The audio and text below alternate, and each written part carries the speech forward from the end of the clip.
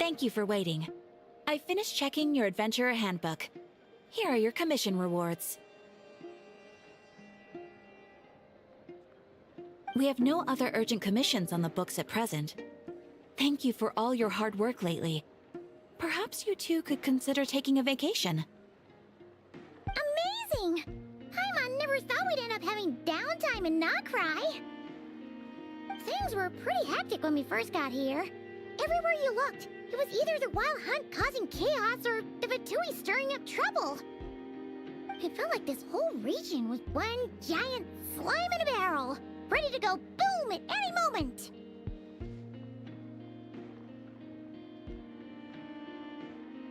Sure have. Things were looking pretty dicey, but in the end, we managed to turn it around. Whoa! Paimon just got deja vu! Oh, that's right. It's because we've done this like a million times now. Ah, yes. Are you two aware that the Moon Prayer Night is soon to take place? Oh, yeah! Lauma told us that was coming up soon. Wait, why do you mention it, though? Do people in Nasha Town celebrate it, too? Paimon thought it was just for moon goddess worshippers. You're partially right. Most people in Nasha Town just see the festival as an opportunity to do business. They do not concern themselves with the religious element. The festival was first celebrated by the Frost Moon Scions. On this day, they would wear moon prayer blossoms and celebrate the birth of the moon goddess through song and dance. They would also prepare food and handicrafts and give them as gifts to others. Over time, it became Nodcry's most lively festival. Oh, sounds like fun! Great! Well, in the meantime, since Catherine doesn't have any commissions for us, let's focus on some personal business instead. When we first got here, you mentioned that this was where your spaceship landed? We didn't get to follow up on it at the time, because we got wrapped up in that whole rare air situation, but now we can finally start investigating it properly. Well, there's a saying Paimon's heard around these parts, which goes, if you lift up a rock, you'll find something you weren't looking for. By that logic, you'll never find what you're looking for while you're searching, but the moment you stop looking, it'll jump right out at you. Could be worth a try though, right? Anyway, Paimon suggests we focus on other stuff we want to do for now, and just keep an ear out for spaceship-related intel as we go.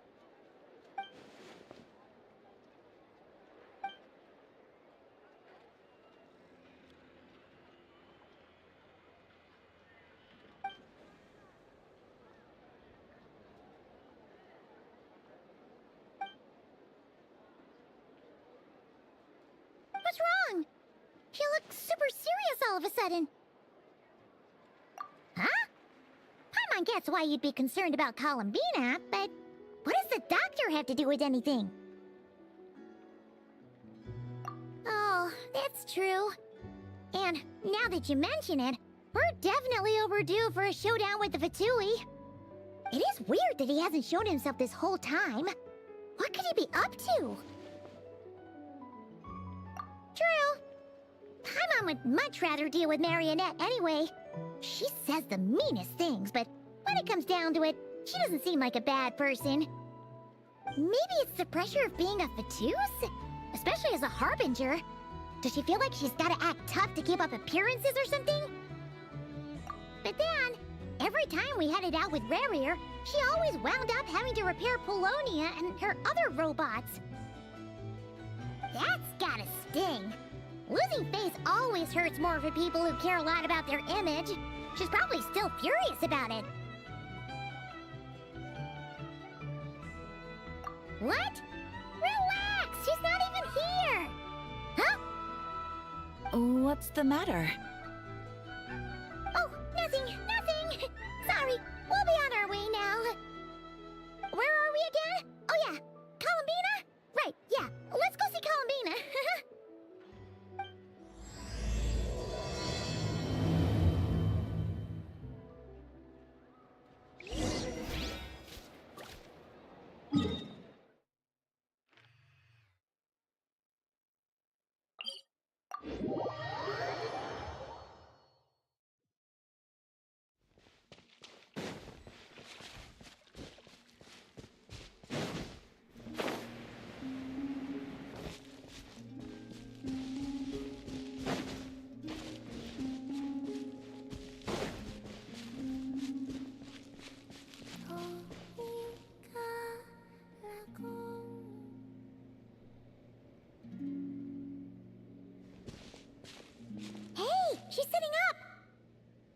Is me sitting here a rare sight? No, we just thought you'd be resting. Perhaps I would have been, were it not for the sudden arrival of some unexpected guests. Not that I consider it a disturbance. After all, you are the only ones who are free to enter. Would it not be a little unfriendly of me to lie down while we speak? I didn't realize you put so much thought into little things like that.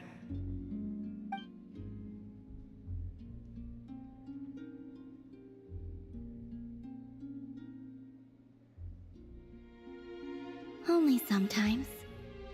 There have been moments lately where I think about you and your companions. They are warm, mysterious, and cozy memories. Very few of my past memories are anything like that. They say that travelers return home bearing bags full of souvenirs. But my luggage was empty, and I believed it would stay that way. Return home? So, you're still planning on returning to the moon? Yes. This planet continues to reject me, reminding me that I do not belong here. If I remain in Teyvat, there will come a day that I disintegrate. And I don't mean reduced to dust, or turned into food for the flowers. I mean, I will cease to exist entirely. Alright then. Well, we're sure gonna miss you. But it sounds like we'll have to say goodbye. How do you intend to return? The moon prayer night is soon to arrive. On that day, the moon will be closest to Teyvat. The Kuvaki in this land will reach its peak at that time. I merely need to grasp the tide, and with relatively little effort. Oh, Paimon gets it! It'll work like a slingshot! You make it sound like she's gonna get blasted up to the moon. If I did that, I suspect I would crash into the false sky. I will be using a much gentler approach, but I do like the analogy. It's fun. You see? She gets Paimon's sense of humor. In the blink of an eye, the time has come to part ways. It does feel that way, doesn't it? Time seems to fly fastest when you are enjoying it. I have always thought of myself as a wanderer on this earth, and it has never expressed any desire to keep me here. Yet, just as I plan to depart, it tugs at my arm. Is this a gesture of affection? Or is the world mocking me? Oh. Were you hoping I can answer that? Yes. You are a traveler, so you must have a lot of experience in this area. Then, what I would say is, enjoy the moment. That's right! Don't overthink it! Happiness is happiness and joy is joy! The point is to enjoy it, not analyze it! I see. Then what I would say is, even though I am very tired right now, I am still happy. I can't tell from the tone of your voice. Oh, really? You don't think I sound happy? I'm just kidding. I could tell you were in a good mood today from the moment we saw you. Ah, a joke. Albeit not a funny one. Anyway, I assume you're here about you-know-what. Give me your hand. Actually, it's not that. There's something else we wanted to discuss with you. Oh. Then, do you still want to give me your hand? Or not? Sure.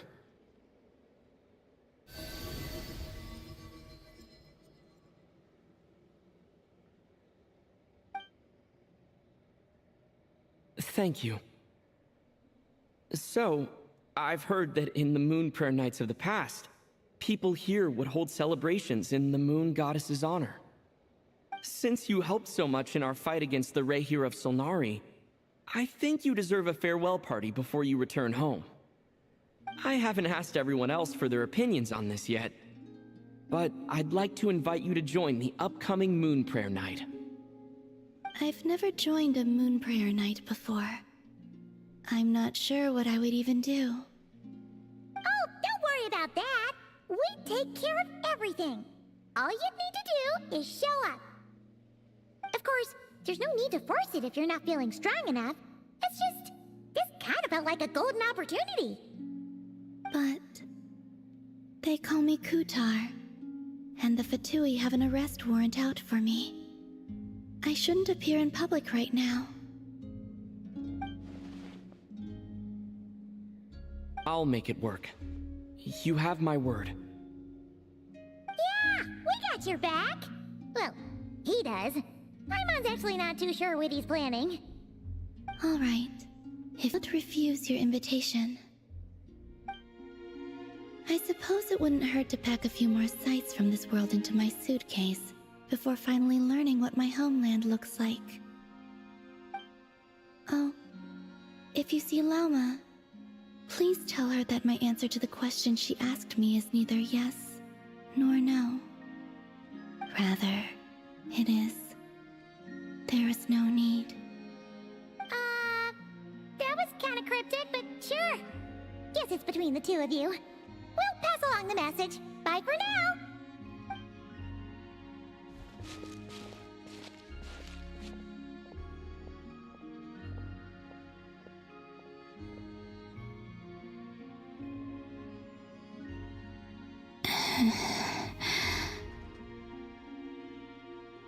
And also, I do not know.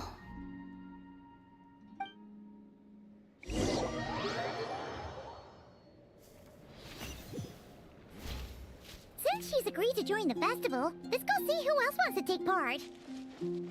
Lauma's gotta be the person most familiar with the Moon Prayer Night. We should start with her. Also, what exactly is your plan to keep her safe? Not sure yet. I'll figure something out. What? Are you serious? And Paimon even gave you her vote of confidence back there. When did you become so sneaky?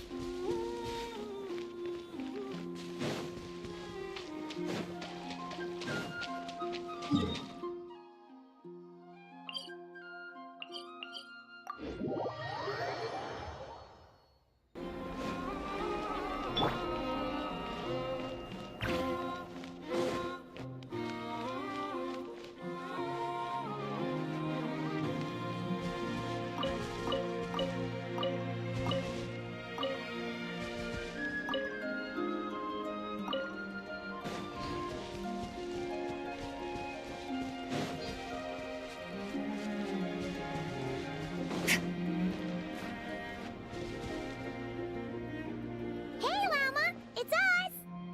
Huh? Varka? What are you doing here? Beats me. I had a bit too much to drink last night, and when I woke up, I was on Hisi Island. Mr. Varka is helping to oversee Nasha Town's preparations for Moon Prayer Night. He is here to go over some details regarding the decorations and custom cloth designs. Right, yeah, that too. What do you mean, that too? Yes, celebrating this festival is a long-held tradition here in Nodcry.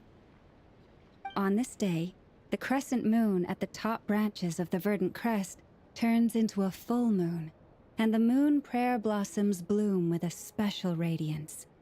Our people take these to be blessed omens. It's an especially welcome event coming off the back of all that nasty business with Rare. Everyone got put through the ringer recently, and now they're looking to turn their fortunes around. The big shots in town all agree that a big, lively celebration is just what we need to rebuild people's faith in this place. No wonder Catherine said that people weren't so bothered about the religious element. That's right. It's become more of a local custom by this point. The celebrations have little to do with whether the religious stories behind this event are true or not. Even the Frost Moon Scions are eagerly awaiting the coming of Moon Prayer Night. despite now knowing that their past beliefs were founded on a falsehood. That's fair. It's a bit like the lantern ride in Liyue. It's a chance for people to enjoy themselves, not debate the existence of the Adepti. Oh, one other thing! We just went to see Columbina. We went ahead and invited her to take part in the festival this time. Hope it's okay. Wait, so... you mean she agreed to it? Huh. That's quite a surprise. Then I suppose that she intends to return to the moon on that day. Oh yeah! It's kind of a complicated process, but basically, it's like a slingshot. I understand. In truth, I had a feeling that she might make such a decision. Well, if Kutar has decided to participate in the festival, we should prepare accordingly. Yeah, exactly. She was saying how it could be risky for her to show her face in public. We were wondering if there was any way we could hide her. Unfortunately, the people who carved the statues did an excellent job of capturing her likeness. It will be very challenging to hide a goddess whose face everyone is so familiar with. Darn! We may have bitten off more than we can chew here. Nah, don't sweat the small stuff. We can handle that. Huh? Are you saying you have a plan? Not as such, no, but the most important thing with a festival is to keep the mood light and your spirits up. You can't go preparing for a festival with those long faces. You'll never convince anyone to enjoy themselves. The Mondstatter spirit is strong with this one. As it happens, I agree with Mr. Varka. Let's start by making our appreciation for Kutar the beating heart of the festive atmosphere. And who knows? Once we get the ball rolling, perhaps everything will just fall into place. Hey! Did you catch that? Lauma said the thing! Or close enough, at least.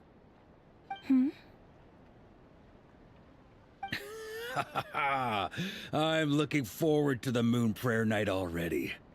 We have a festival in Mondstadt called Windbloom, and you can always tell which couples are celebrating it for their first time by the smiles on their faces. Big, beaming smiles like their whole face is glowing. And I have a feeling we'll get to see that same smile on the Moon Goddess's face at this festival. Not quite the same, surely. Anyway, I'll take care of business in the city, but I'll have to leave the decor up to you and the Frost Moon Scions. No one else can capture that traditional aesthetic quite like you guys. But lastly, there's the final key element that brings the festival to life. Companionship. Before you leave, let me show you something that we've been preparing. Mr. Varka had asked to see it already, so you may as well tag along. Also, I have some further questions about Kutar's decision.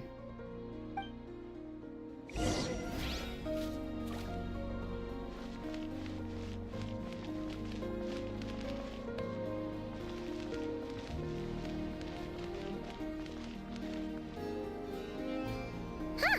What's this? They sure look like they're having fun. I believe so. Kuhenki seem very skilled at playing drums like these, although I'm not sure where they learned it from. Maybe it's an innate talent? In their eyes, they're probably just playing with toys.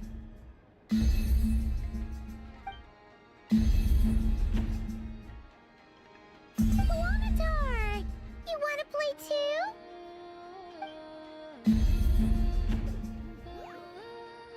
Yeah.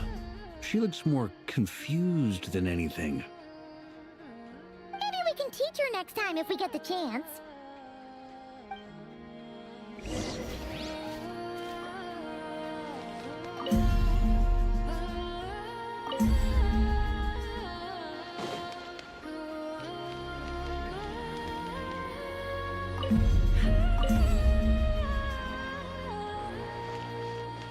What are these floaty things?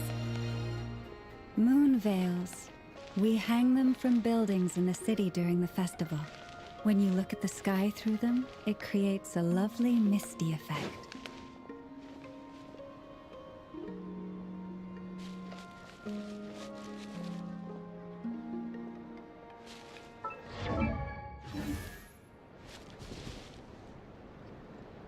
Everyone seems hard at work. They're preparing items for Moon Prayer Night. For instance, the sculpture being made over here, Mr. Varka and I were just finalizing the details of where it will be placed. Ah, there she is. I didn't know the finished article would be so large. Not to worry, though. All the necessary arrangements have been made. Just let me know once it's ready, and I'll get some people to ship it over. You have my thanks. And over here, we are preparing a very traditional confection. Oh, look at all these colors! It looks great! Can Paimon try one? Of course. I have a feeling you'll like it a lot. You bet! Sweets and treats are Paimon's favorite!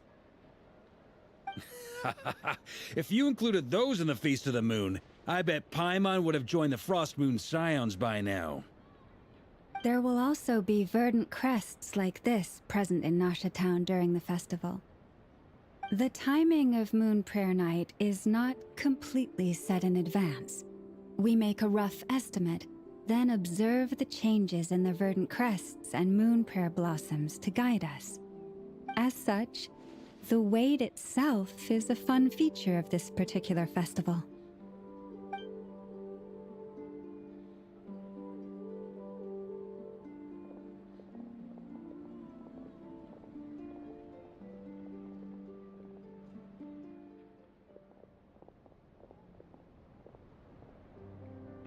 Let's talk here.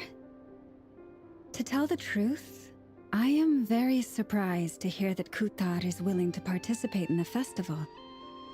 I once asked her if she'd be willing to stay with the Frost Moon Scions. I could introduce her to everyone, and we could be a family to one another. She did not answer, but she has not appeared here since. I took this to mean her answer was no. But if that were the case, she would not have accepted this invitation. Ah. I see. Maybe she is right. Maybe the Frost Moon Scions of today no longer need a moon goddess. But my wish was not for her to come here and be worshipped as a deity. I simply wanted to offer her a place to stay. I'm sure she believes that showing herself here might invite Fatui intervention, and as such, she does not wish to cause us trouble. But what really pains me about all this is that this is her birthplace. She ought to belong here, yet no one has been able to grant her shelter. I think I'm qualified to weigh in here. When someone's about to depart on a long trip, what they need is blessings, not burdens. We should wish her the best, not make the journey harder than it already is. Anyway, she's agreed to attend, hasn't she? All we need to do is simply respect her decision. I see your point. Yes, she will soon depart after all. Our job is to leave her with some happy memories. Besides, who's to say her journey to the moon is a one-way trip? It's not like she can't come back and visit if she wants, right? Paimon agrees wholeheartedly. Festivals are all about having fun, so let's keep it simple. All right, I'm gonna head back to Nasha Town soon. Want to come with? I'm guessing you have some other folks to visit there. Sure thing, let's go! Bye for now, Lauma! Thank you all. Goodbye.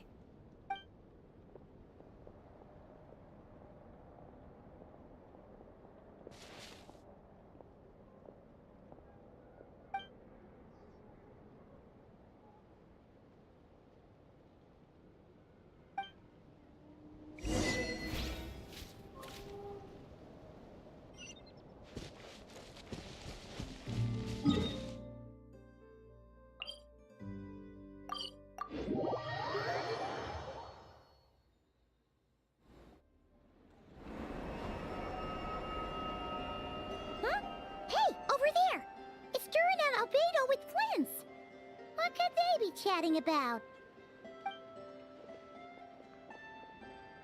Your guess is as good as mine. Ah, Grand Master, and the Traveler and Paimon. Hello there. It's been a while. Perfect. We have some new volunteers for our investigation. Wait, let me guess. The righteous Lightkeepers are finally ready to hunt down the Abyssal Dragon? Haha. Yes, that too. Yeah, right. Oh, wait. Why does everyone keep saying that too? Well, to be precise, the facts match, but not the causality. Wait, so I guessed right? Half right. Don't act so impressed with yourself. Maybe I can explain. We ran into Mr. Flint's north of Town. At that time, we just noticed a few abyssal creatures out in the wild, but the strange thing was, I didn't detect any traces of abyssal energy on them at all. On closer inspection, we realized that they were not real monsters, but something akin to reflections in the water, or perhaps a mirage. Huh? What do you mean? Like, you could see them but not touch them? Exactly. It was very peculiar. They roared and tried to attack us, but we could not make any physical contact with them. I think I've heard of things like that happening in Nocturne before, but I don't know much about it. Yes, it's a known phenomenon. Mirage-like illusions tend to appear in Nocturne in the run-up to Moonprayer Night. From a distance, they appear quite real. I myself thought that Misters Durin and Albedo were locked in battle with abyssal monsters when I first arrived. But after sharing intel and investigating a little further, we can confirm that these illusions are harmless. There is no... All the Mirage stories I've heard are either animals, rocks, or small houses. Abyssal monsters, though? That's a first. It's a first for me, too. So I'm planning to look into it further just to be on the safe side.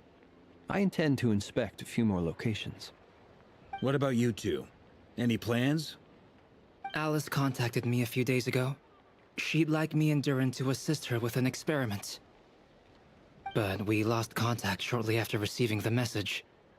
I'm sure that comes as no surprise to anyone familiar with her. We don't know when the wind will blow, yet when the wind blows, we will know. That, in a nutshell, describes how Alice operates. Yeah, that tracks. Okay. Well, I suggest we investigate this Mirage business in the meantime. It's piqued my curiosity, and I'm pretty sure I know someone who will already be 10 steps ahead of us. Well said. Right? Whatever's happening in Nocturne, she always seems to be the first one to know. Let's go see what she knows. We can invite her and her staff to the festival while we're at it.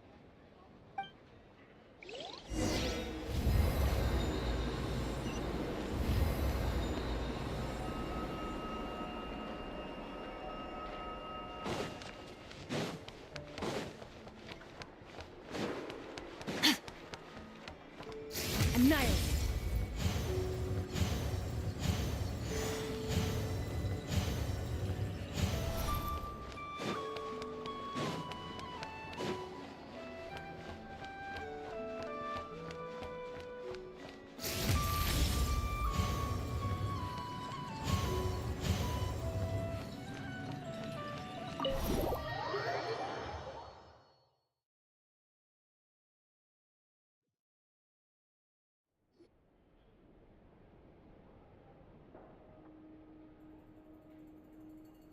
You're right, I have noticed.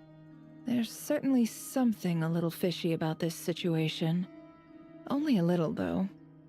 Records indicate that this phenomenon can occur in the days before and following Moonprayer Night. That said, it has always been a rare sight in the past. The odds of encountering these phantoms are similar to looking up in the night sky, happening to see a shooting star, and managing to make a wish before it disappears. But this time, either everyone's getting lucky, or they're appearing far more frequently than usual. Jahoda's out gathering intel as we speak. In the meantime, let me check off some points of interest. First, the Abyss. The ones we saw seem to be abyssal monsters. Indeed. But we have identified one location where many more of them have made an appearance. And not just monsters, but human phantoms too. Given the scale and nature of the phantoms, it's almost as if someone's last memories are coming to life. Or perhaps the memories of multiple people. Oh. So you mean the phantom monsters are hunting down the phantom humans? Exactly. The phantoms can interact with each other, but we have no means of intervening. In addition, some of the human phantoms would seem to be from the very distant past. This is clear both from the clothing they wear and the stories they tell.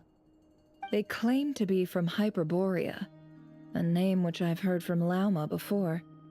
If this is true, it means they must be from 6,000 years ago. Did Paimon hear that right? 6,000 years? It sounds like this merits further exploration. That'd be a big help. I'll leave it with you, Albedo. My knowledge of ancient history is non-existent. I used to doze off every time the pre-Knights of Favonius era came up in class.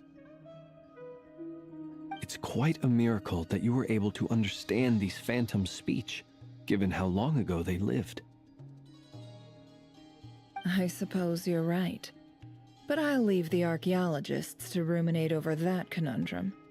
As an intelligence broker, my sole interest is in the value of the information I gather. Which, in this case, hopefully means earning myself some good favor with our dear Lady Moonchanter. So calculating. Whew, this intel broker logic always catches Paimon by surprise. Sounds to me like we could split the work up. I think the abyssal phenomenon is best left to Albedo, Flins, and me. Agreed. It coincides with my duty as a lightkeeper. For my part, I'd like to understand the abyss better. Even a little knowledge would go a long way. This is certainly a rare opportunity to study the abyss. But even rarer, perhaps, is the chance to make contact with the ancients. The Curatorium will take the lead on investigating the Hyperboreans. We put in the work to learn what we know so far. It seems only fair that we get some quantity of exclusive intel. That just leaves our trusty team of 2 unassigned. Since you became an honorary knight, of course. This was part of my grand plan all along. Ha ha ha! Oh yeah, by the way, we managed to convince Columbina to come to the Moon Prayer Night celebrations. Would you and Jahoda like to join too? She agreed to that? Huh. Quite an achievement. Never underestimate the traveler, I guess. I'd be happy to join. No point shutting myself inside when the streets are all decked out. I doubt any clients will be visiting during the festival in any case. And Jahoda loves a party, so I'm sure she'll jump at the opportunity. No. No. No. No. No. No. No. No. No. Way to contradict me in front of... Wait. No, that's not what I have bad news, boss. So many people. All right, everyone inside, quick!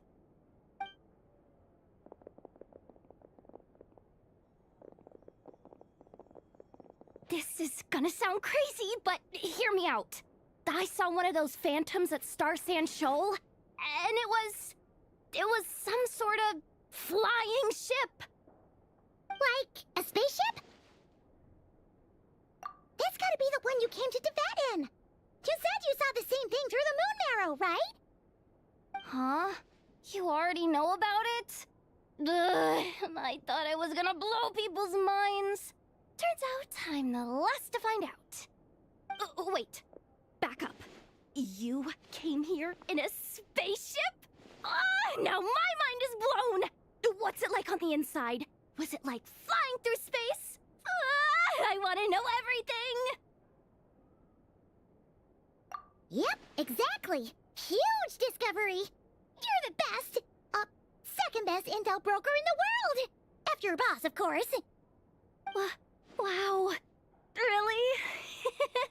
Well, I don't know if I'm all that, but... I guess that decides where we're heading next. Come on, don't look at me like that. I know the spaceship doesn't have anything to do with me, but you don't want to leave me as the only one twiddling my thumbs, do you? Please? Fair enough. You can tag along. In that case, let's meet back here to discuss our findings once we're done. I wish everyone a productive investigation. You too.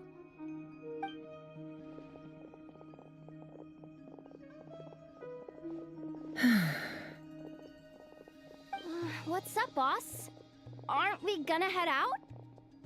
Tell me, Jahoda, when did the curatorium start giving out intel for free? Oh, sorry, boss.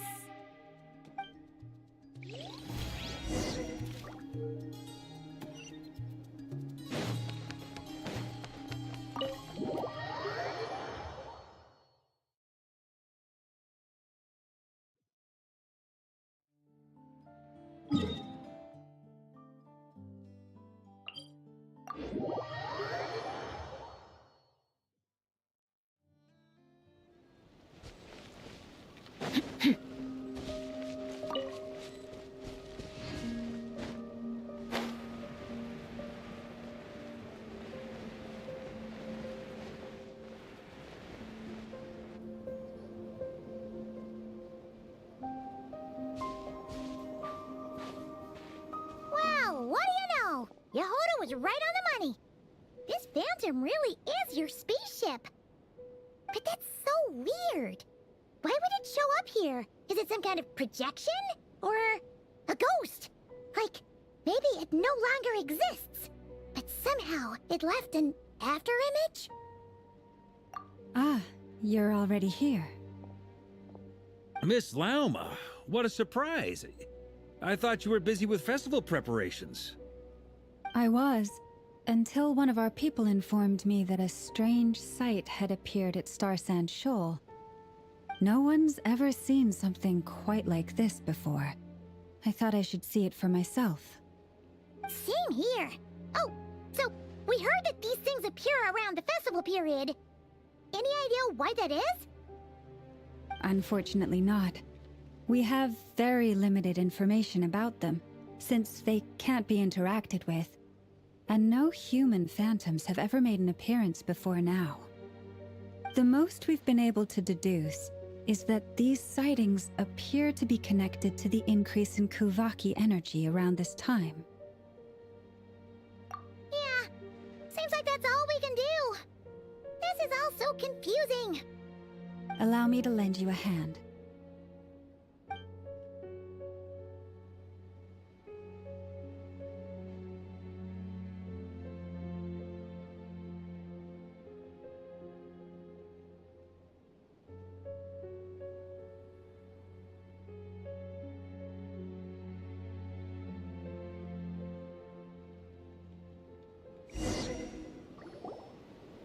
Everyone, our friend here should be able to provide us with some information.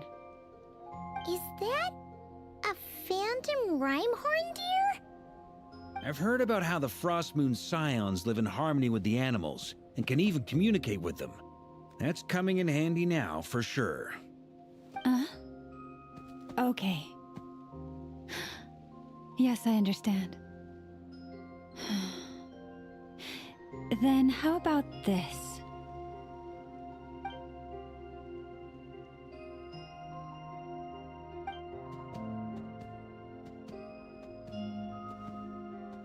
Oh, it's leaving. It appears to share our curiosity about this giant spaceship, so I asked it if it wouldn't mind investigating along with some friends. In return, I told it about some nearby spots where the wild fruit grows abundantly. We may live in a different era from these phantoms, but I trust that the terrain, climate, and ecology here are more resistant to the effects of time than some things are. Let's give them a moment and hope for the best.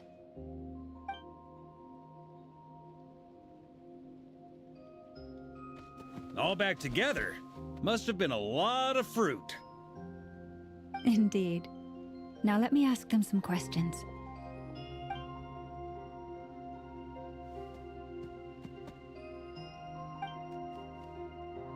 It did find a lot of wild fruit, enough for them to feast for a long while. This puffin circled in the air several times, but didn't spot anything out of the ordinary. Certainly nothing to do with the spaceship. Huh. Well, it definitely makes sense to get a bird's eye view. Indeed. Other than that, I was also thinking that the world these phantoms see is also different from ours. Oh, I get what you mean.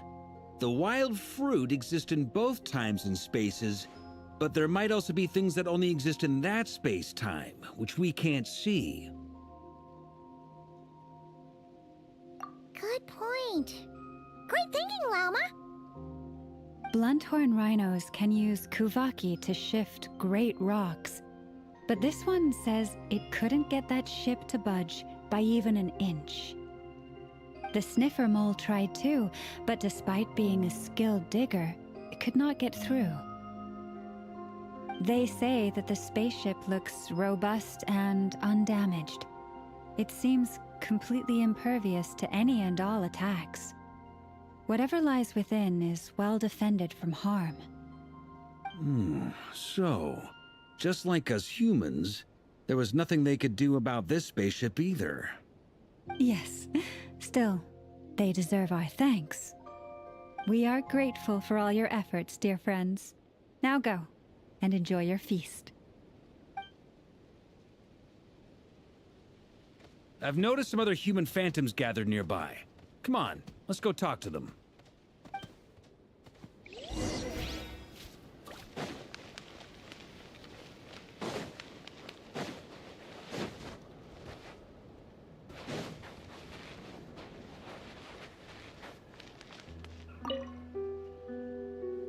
What is this thing? I've never seen it move, and there's no way to get inside. Goodness knows. My grandpa says it's been sitting here at least since his grandpa was still alive. What about his grandpa? Did he say anything to your grandpa's grandpa about it? Huh?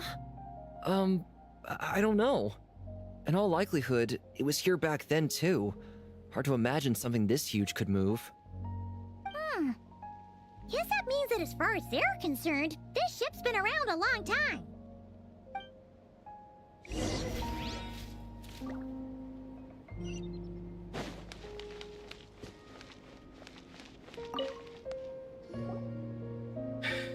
Come on, brothers. If we can get even a small chunk off of this thing, it's gotta be worth a fortune. Today is the day we strike it rich. Huh? You mean Paimon? Yes, brother, I shall join you. Let's make our fortune. We should go with them. What the? This thing is crazy tough. I can't even scratch it. What's it made of? Sorry, brother. Looks like we'll have to seek our fortunes elsewhere. Enjoying yourself? I was just seeing if I could influence this phantom's perception by playing. But nope, no dice.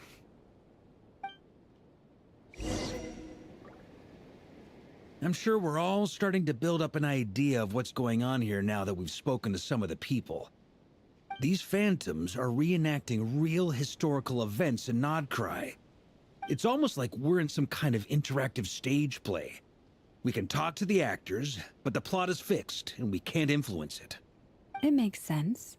History is set in stone. The objective facts of the past cannot be changed. Paimon totally thought you were just goofing around earlier. But actually, you were doing some serious investigating. Of course I was. Anyway, at this point, I think we're forced to conclude that although the Phantom spaceship is right there in front of us, we aren't going to learn much about it from these people.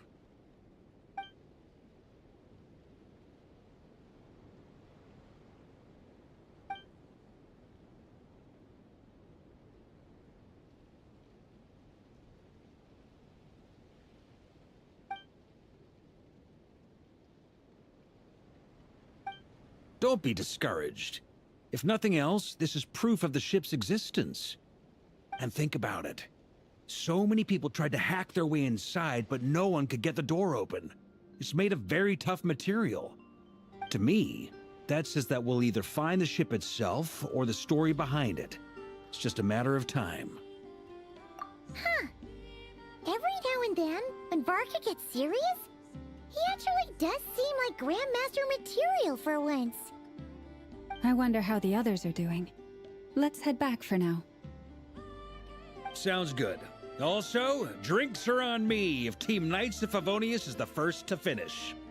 Wait, we have a team name now? Am I in Team Knights of Favonius as well? You're very welcome to join. We've even got a cathedral ready for you. Isn't that technically blasphemy? You wouldn't dare make a joke like that if Barbados was in earshot. Nah, I'm sure Barbados doesn't mind a little harmless blasphemy once in a while.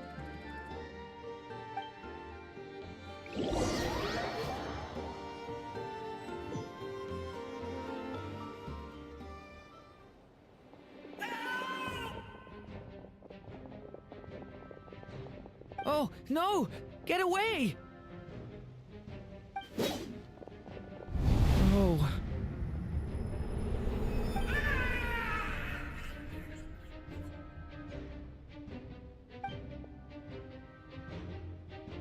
I know it's hard to stomach, Mr. Durin. But as I'm sure you've noticed, there is nothing we can do to intervene in that which unfolds before us. But we have to at least try. And try you have. But are you aware of how many unsuccessful attempts you've made now? I wasn't keeping count. I'm afraid this is the 39th failure so far. Or the 5th if we're only counting this particular victim. There are no indications that these phantoms may be altered in any way. You seem to have calmed down a little. I'll make us a fire. You should rest and have some water. Feeling any better now, Mr. Durin? May I ask a few questions? Be my guest. What exactly are we witnessing here? What happened to those people? My guess would be that we are seeing Nodcry during the Conrian Cataclysm. Would that be accurate? Conria. That is correct. As you know, once the Abyss senses even the tiniest crack, it floods in and spreads like wildfire. There was a time in the distant past when it permeated all of Nodcry, causing immeasurable harm. The people paid a terrible price to heal this land. Then, 500 years ago, the whole of Teyvat suffered an abyssal disaster. Once more, Nodcry was dealt a devastating blow. I see. In the face of the abyssal onslaught, all were like grains of sand tossed around by a tidal wave, be they human, fae, or god. The moment you witnessed is but one drop in a whole ocean of catastrophe. All right. I guess that answers my second question, too. I wanted to know why there's nothing I could do to help them, and that's because what we are seeing is history. That would be my guess as well. As I understand it, history and fate are not all that dissimilar. The latter may be unseen to us, but both are immutable. Yes. Fate was determined long, long ago. I still have a couple of other questions for you, Mr. Flins. You mentioned more than one abyssal disaster that has struck this land in the past. How can you be sure that what we're seeing is from the Conrian incident? And also, how are you able to stay so calm when you're talking about these events? From everything I know about you, you're not cold or ruthless, and you're not indifferent to the suffering of others. Alas, I am forced to show my age. I must be 600 or 700 years old by human measure. Wait, so you... One is not easily moved by history when one has witnessed the truth firsthand. I'm sorry. You needn't apologize. Your passion is a good thing to have. Treasure it, because someday you may find it in terribly short supply. Now, at the risk of offending you, I have a question in return.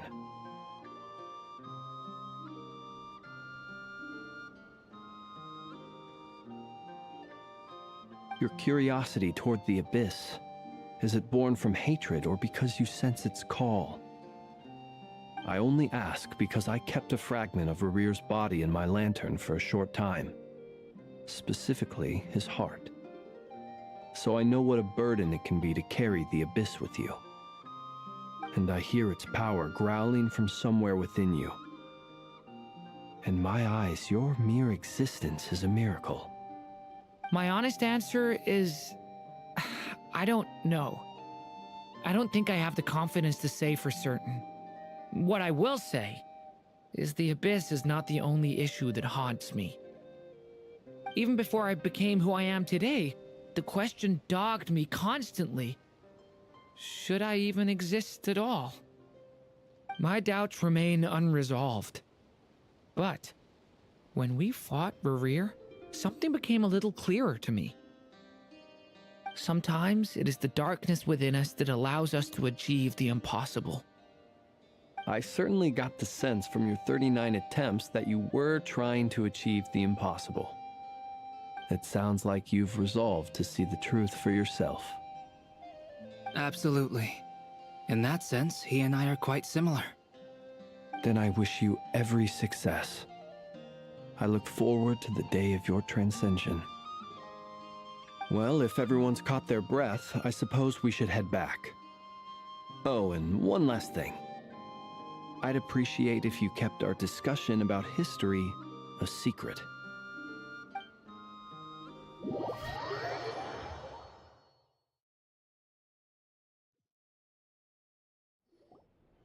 Incredibly, our separate investigations led us all to the same conclusion. Hooray for consensus! Yeah, but we barely learned anything, though. I totally thought this would be the mother lode. Talking with the ancients? I mean, come on! But nope. All we got was useless snippets of conversation. And all this stuff about moons and hyperopia. What a load of baloney. Seems like people back then had a few screws loose. I understand your frustration. We found the same issue. Each phantom only showed a very brief moment in time. There isn't much value to be found in these miscellaneous fragments of a civilization's history, no matter how glorious it may have been. If there's a silver lining, it's that these phantoms are harmless to the present reality. They shouldn't get in the way of the festivities. Paimon agrees. And not just because it's the first thing she understood in this whole conversation. You look disappointed, Nefer. Is something the matter? What do you think? We all worked our tails off, but the only one to gain anything from it was you, Lady Moonjanter. Well, please do share the Hyperborean records with me. I will gladly inscribe them in our people's documents. Oh, duh! Yeah! That was it! Hyperborea! Hyperborea. I'm serious. Only an expert in the Frostmoon Scions and their history can turn these records into valuable research material. The alternative is to let them gather dust on the curatorium's storage shelves until the pages turn yellow. Nefer, you're wise enough to know that cooperating and sharing the profits is the best course of action here. Well, that goes without saying. Sure, let's do that. Huh? But didn't you say we aren't supposed to give out intel for free? Sorry. Shutting up. Now is not a good time to push Nefer's buttons. Anyway, back to Moon Prayer Night.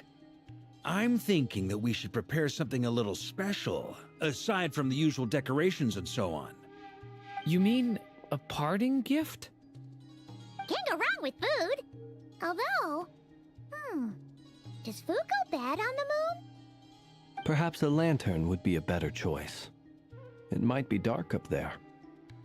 It could prove difficult to light a lantern on the moon. Magical stones might serve that purpose better. What about a clockwork mecha model from Fontaine? I've got a whole bunch at home. I use them for fighting practice in my free time. None of these sound like things she would be even remotely interested in. But we don't interact with her enough to know what she likes. Yeah. It would really save us the guesswork if someone could find out what she's into. Wait, what the? Traveler? They're all looking at you. Great! Haha, problem solved. Now, I need to stop by Dory's. Gonna need her help sourcing a bunch of stuff for the festival. Then let's leave it there for now. We all have our own business to attend to. Traveler, if you find out what Kutar likes, let us know right away.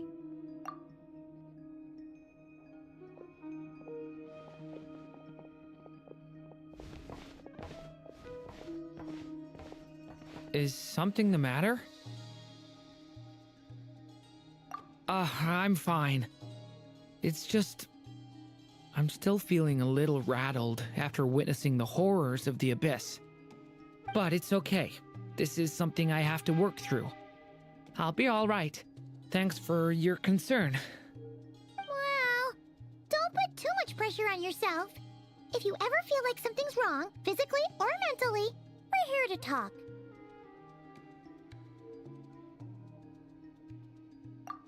Come on. Stop treating me like a kid.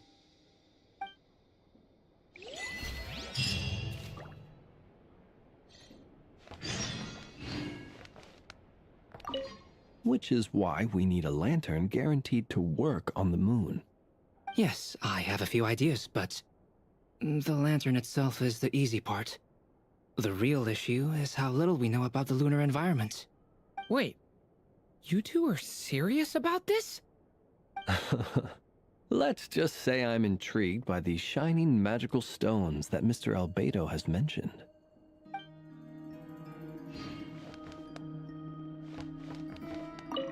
Could you do me a solid and try to smooth things over with Boss Neff?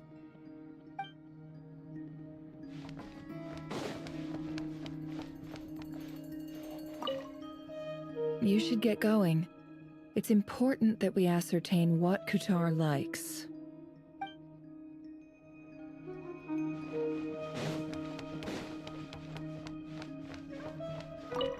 Miss Lauma, would you accompany me into town? I think it'd be best if you saw the Frost Moon Scion's decorations for yourself. Very well. Let's go.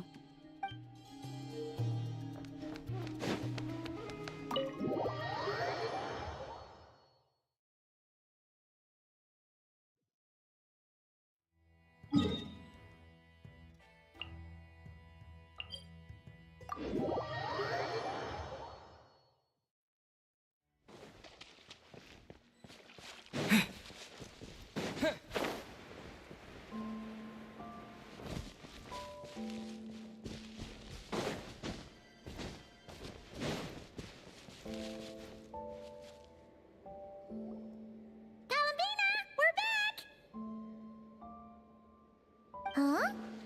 She's not here. Weren't there a few Kuhenki here last time, too? Where did they all go? Walkies? For Kuhenki? You're not pets, you know. Oh, well. Looks like we just came at a bad time. Let's try again tomorrow. There's still a few days until Moon Prayer Night, so we're in no rush. Besides, she needs time to rest anyway.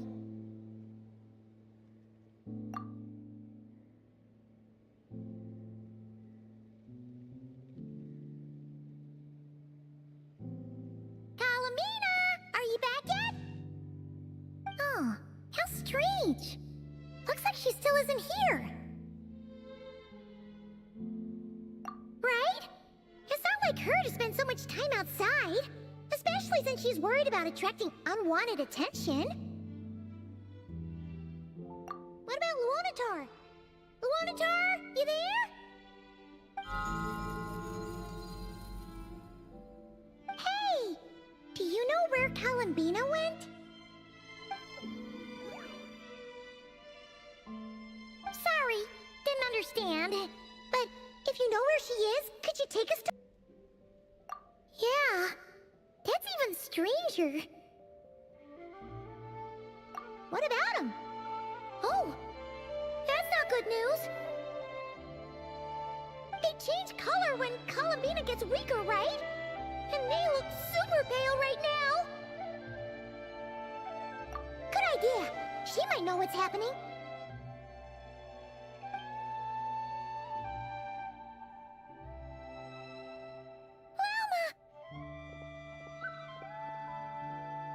Ah, it's you. How is Kutar? Is she okay? No, she hasn't. I came here to check on her after I noticed the flowers had changed color. Based on past precedent, she must be very weak right now. Even getting up to walk would be a struggle. It seems unlikely that she wandered off outside. Not to mention that she doesn't do that at the best of times either. Super weird. Let's go to Nasha Town. If anyone has seen her, someone there will know about it. It's not Cry's information hub after all. Makes sense. Let's go!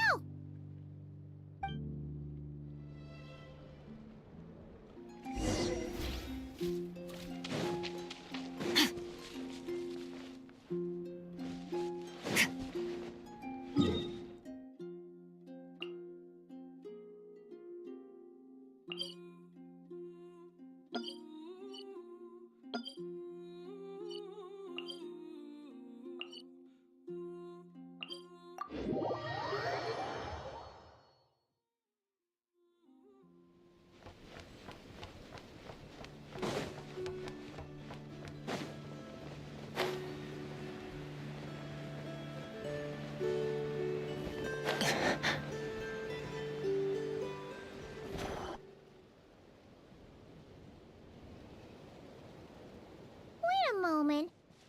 Is it just Paimon, or is this stall kind of suspicious? It's never been here before, right? No, I don't recognize it. Alas, your free and easy adventure time is over. Now, prepare to face the final boss of Nod Cry. Whoa! Where'd that voice come from? Not sure, but it's definitely hostile. No, no, no, not that way. The final boss is right here. The sniffer mole? That's the final boss? Surely not. Also... Okay, the jig is up. I'll stop teasing you. Turn around. I'm right behind you. It seems I've managed to leave quite an indelible impression, even though you've never seen my face. Oh, nothing could make a great mage more pleased with herself.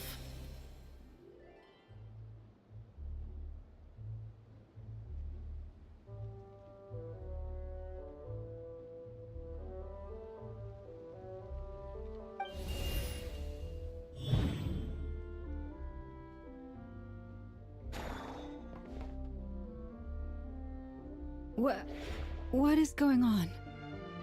I've heard that all the big shots in Tevat have long, wordy titles that stun people speechless when they make their entrance. Unfortunately, none of them are affiliated with the Hexenzirkel, and we ourselves keep a very low profile. The notorious name-dropping doesn't quite work for us. Still, I, for one, think I'm really quite amazing. So that didn't stop me from coming up with a title anyway. Alice? It's really you this time? Not a lantern or a dodo cope? Oh, that's right. So, what do you think? How does it feel to finally meet me? You look like... Oh, that's the first thing you thought. A little surprising, but that actually makes me very happy. Because that means that when Klee grows up, she'll be just as stunningly beautiful as her mother. So she's a friend of yours? Kind of. This is actually the first time we've seen her in person. I see. Madam Mage, that was, quite a powerful entrance. I certainly won't be forgetting it anytime soon. It's okay, Lauma, don't force it. Paimon will do the honors. This is Alice from the Hexenzirkel. She's a friend of ours, and of Varka's too.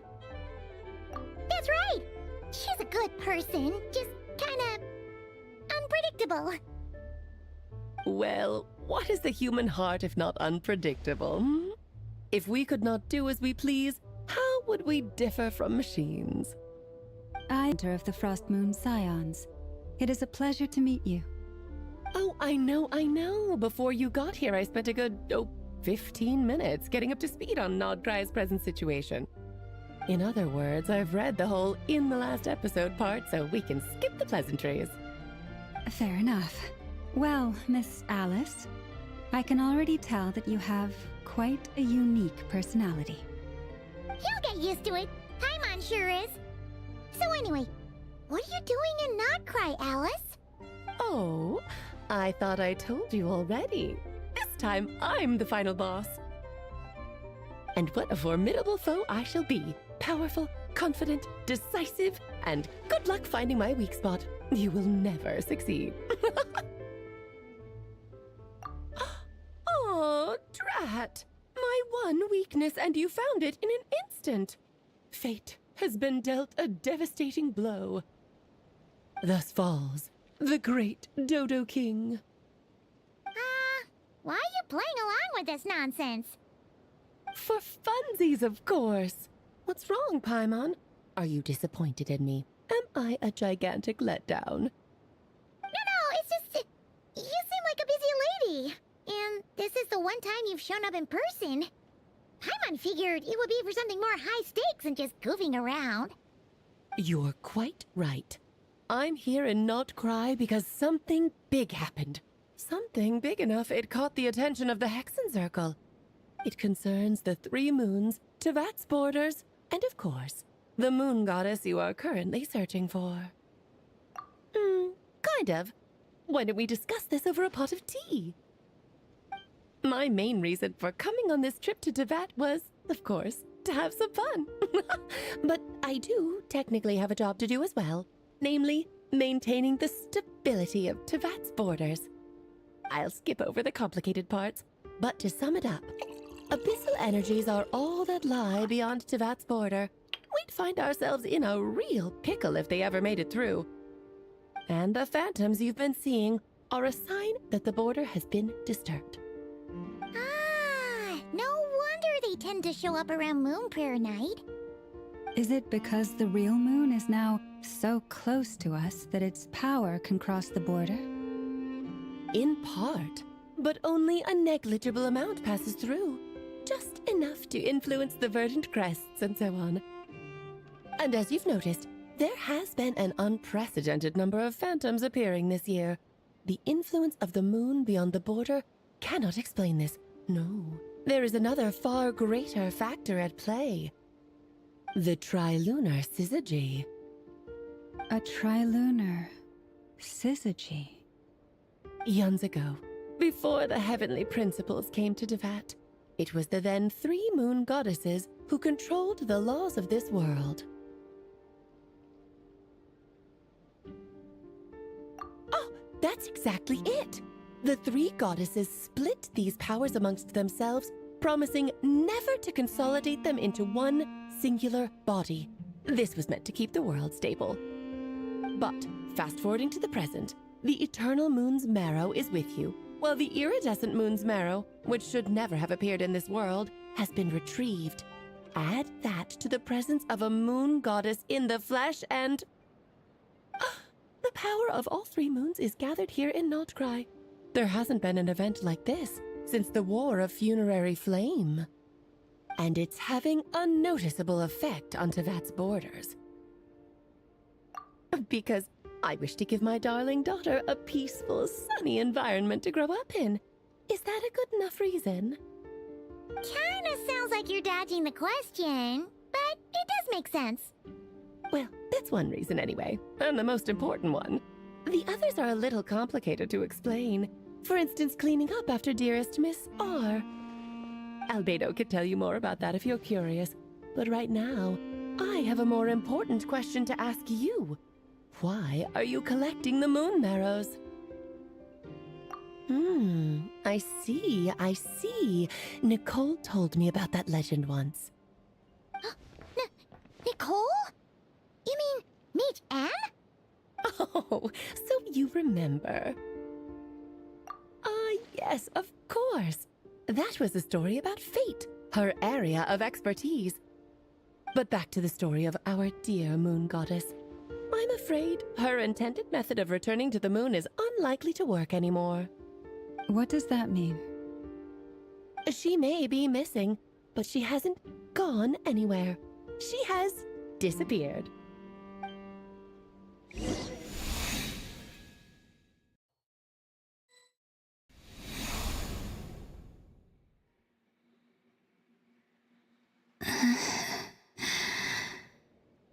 My body is so heavy. Wait, no. It's my mind that's heavy. My arms and legs are as light as a feather. What's happening to me? I feel drowsy, like I've been asleep for too long. Is it daytime or nighttime? Is the moon out? I think I'll go for a walk.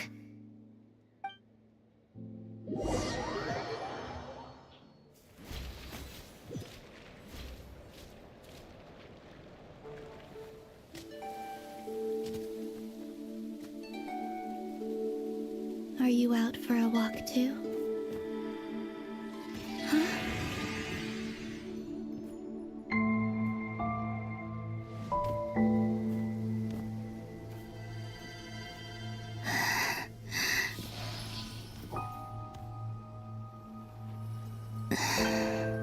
The day has come at last.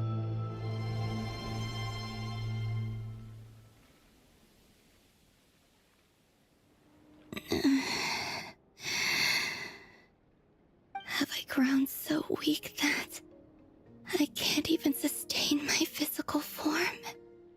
But Moon Prayer Night is nearly here. I was so close to returning home.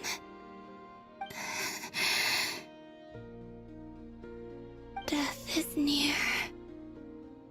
Is this how it ends for me? Will I return to the moon after I disappear? Or...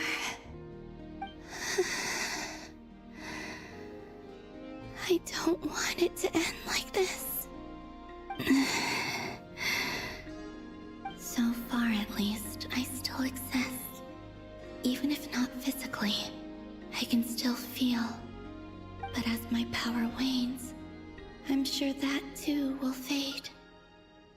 I suppose I might take one final look at this world. The world where I was born.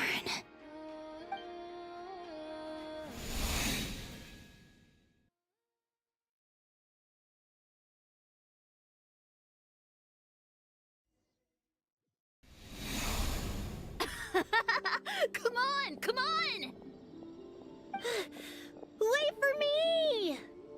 The Frost Moon Enclave. How much it has changed since I was born. These decorations, they're so heavy. It's times like this when you kind of wish men could be priestesses and acolytes. How fascinating. I've never had the chance to be privy to people's private lives in this way. In the past, people would get so solemn and serious the moment I showed my face, like they were frozen stiff. Karina, Lametti, it's time to eat. Coming!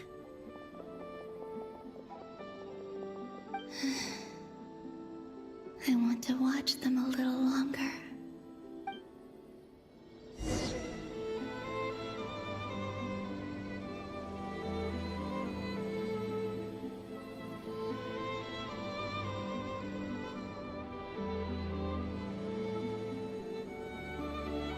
So just fill these balloons with air, right?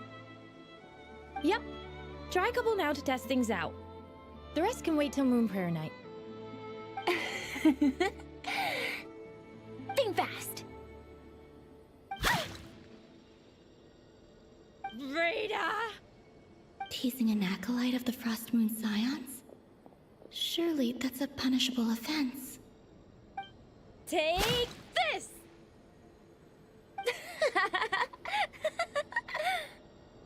Huh? All right, enough horsing around. Lady Lauma gave us a task. We should get back to it. The task is just to check that the balloons don't leak, right? Doesn't matter if we fill them with air or water. Yeah. Okay, you got me there. And you got me there. But still, we can't use all the balloons before the festival even starts. We won't use all of them. And as long as Lady Lauma's trusted acolyte doesn't snitch, this can stay as a little secret between friends. A couple more can't do any harm, right? Oh, you menace. Then, think fast!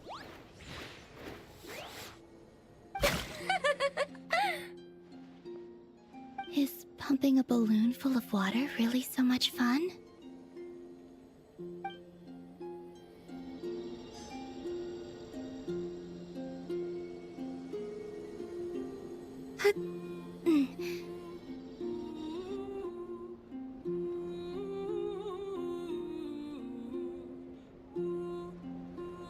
I'm sure you're both tired from playing all day. Come on, eat up. A plain, humble meal. That is all of the Frost Moon Scions. Huh? Dessert. I always get lockaberry. I don't mind sharing. You can have a bite of mine if I get to have a bite of yours. Hmm? They're sharing food? I've never shared food with anyone before. Even at the Harbinger tea parties, everyone just ate off their own plate. And when I couldn't finish my food offerings from the Frost Moon Scions, they'd leave the leftovers out under the moonlight for the animals to claim. Hey! That was 2 bites! Oh, then you can have another bite of mine. Oh, you too. Oh, don't fret now. Here, have some of Granny's too. So this is what it means to be family.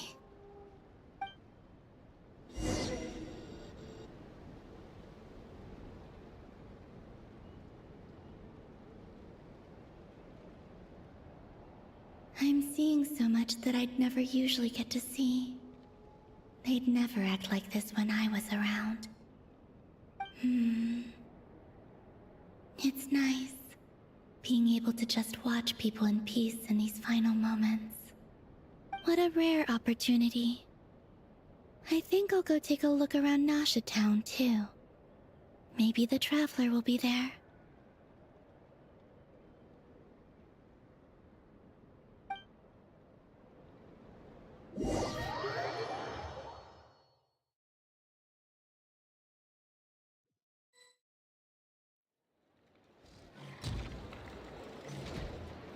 After the War of Funerary Flame, the moon goddesses were no longer recognized by Tevat. They lost the whole foundation for their existence. That's why the moon goddess's strength is fading. She cannot withstand the world's rejection of her. To be more pedantic about it, the moon goddesses did something to offend the heavenly principles, and that's why they were ousted. Something of a recurring theme in Tevat's history. Theoretically, speaking so candidly should put me in their crosshairs too, but they can't tell me what to do. I'll say whatever I want. Anywho, the moon marrow energies were but a drop in the bucket for her, and that battle against the Ray Hair of Solnari only weakened her further. Fortunately, it happened close enough to Moon Prayer Night when the Kuvaki concentration here is high. That's the only reason she managed to survive this long. What do you mean, fortunately? You said she disappeared. We're too late. Oh, what a headache. I thought this was all common knowledge. I guess I have some more explaining to do. Okay, buckle up. It's time for another lecture.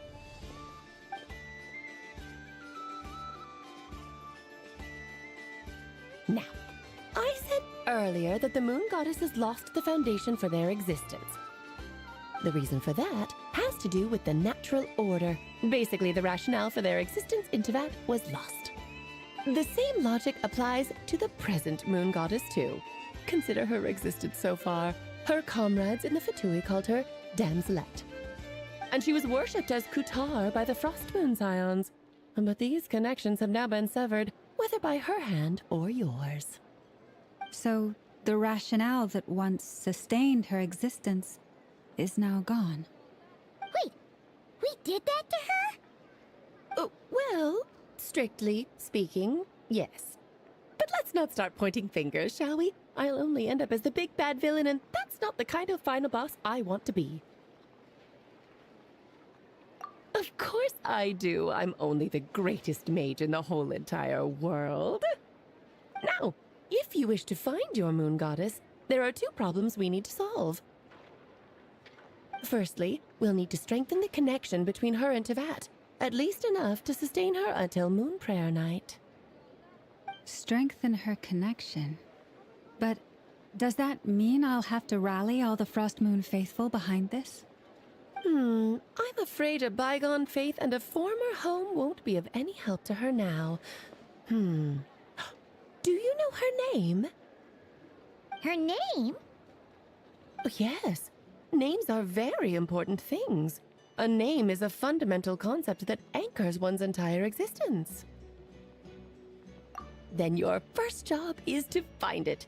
As a moon goddess, I'm sure she must have a name she identifies with. Neither Columbina nor Kutar is her true name, and she's never really accepted either of them. So, finding out her real name is enough to sustain her existence?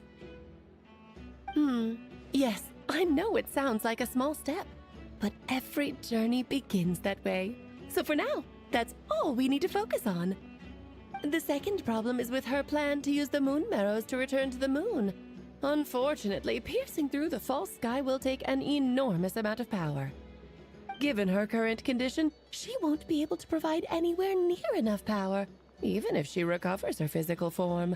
But no need to fret. Nicole's the expert in this field, and I'm sure she'll figure something out.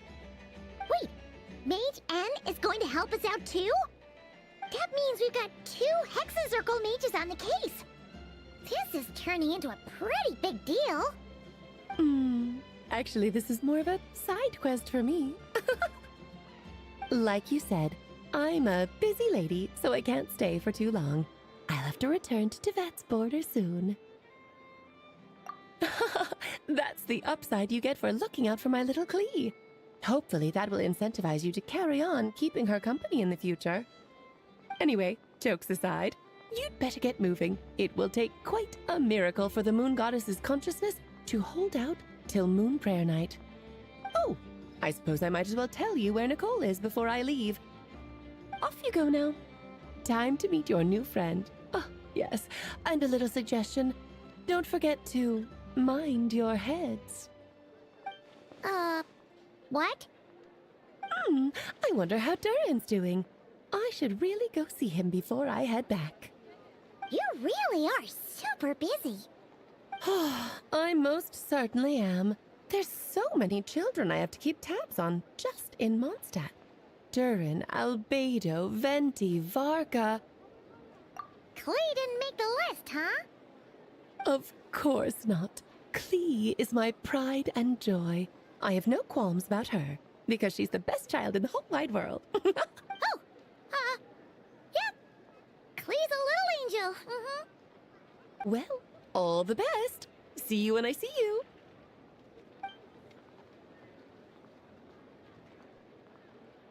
She left in a hurry. Yeah, she didn't pack up her stall. Should we handle it for her? I must say, I'm now very curious about her daughter. Klee, wasn't it? What's she like? That's a long story. Come on, we'll fill you in as we go.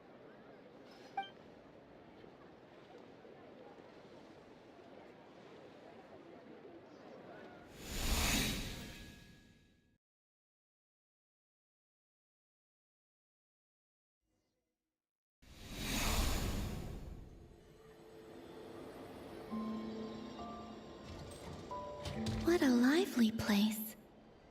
I've never experienced Nasha Town like this before. Hey, you old geezer! Your hammer's rusted through! Who are you calling old geezer? Are they quarreling? I'm looking right at him! You've really gone downhill since giving your daughter free rein in the workshop. Can you even swing a hammer anymore? It shouldn't take you days just to fix a single chair. You might as well use that hammer to massage my back for all the good it's doing. Don't run your mouth, or you'll get a back massage that'll put you in bed for the rest of your life. Look, the materials haven't arrived yet, all right? You know how busy it gets in the days before Moon Prayer Night. I'll bet you send all the materials to your little princess. Blood's always thicker than water, huh? All right, you've made your point, Uncle Kusky. As soon as the materials arrive, fixing your chair will be the #1 priority. And Dad, if you've got time to chat, why don't you lend me a hand, See? Lolka knows what the score is. I guess they're friends. But the way they spoke to each other was so ugly. Then again, it wouldn't be the first time I've seen something like this. Columbina! Sing outside my door in the middle of the night one more time, and I'll unscrew your vocal cords. You hear me? Oh, Sandrone. So that was her way of trying to be friends with me. What a pity. I won't get the chance to say any ugly things in reply.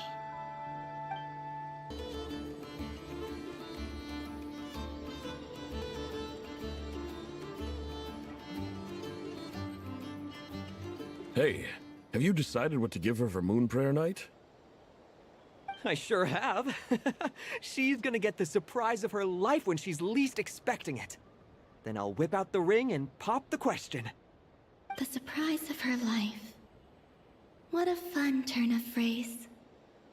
Cool, I get the picture. You can spare me the gushy details. Ooh, looks like we have a customer. Hello there, ma'am.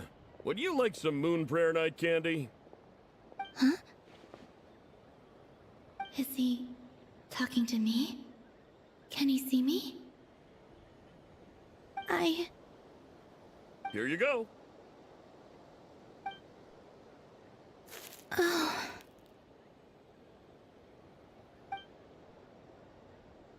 Come back anytime. Right. Now, where were we?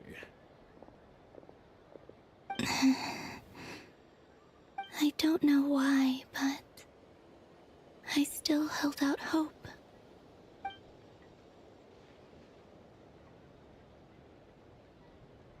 The most important thing right now is to find that mage. This name thing seems super important too, but Where do we even start looking? I'd better go pay the Fatui a visit.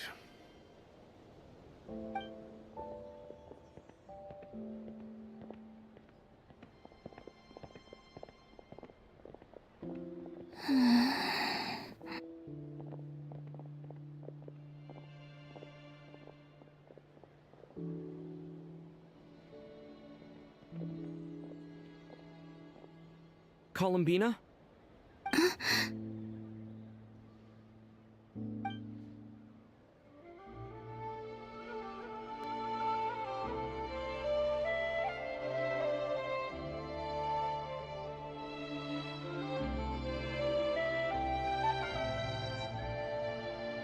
Traveler?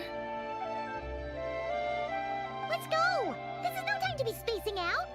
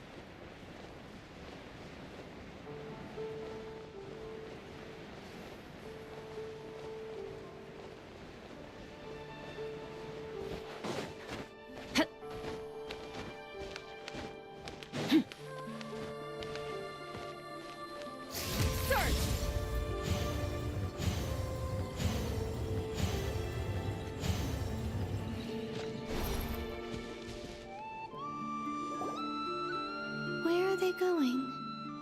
They mentioned a mage and... a name? So, Mr. Varka, are you acquainted with this Nicole? Or should I call her Mage N? Not really. We've never met, though she has come up in conversation. From what I've gathered, Alice kinda took Nicole under her wing. Taught her how to speak in a more ladylike fashion, that kind of thing. Huh. Hard to imagine Alice as an etiquette coach. Yeah, Alice is a larger-than-life personality, I'll give you that. But then again, that's why she's able to draw such an eclectic mix of people into her inner circle.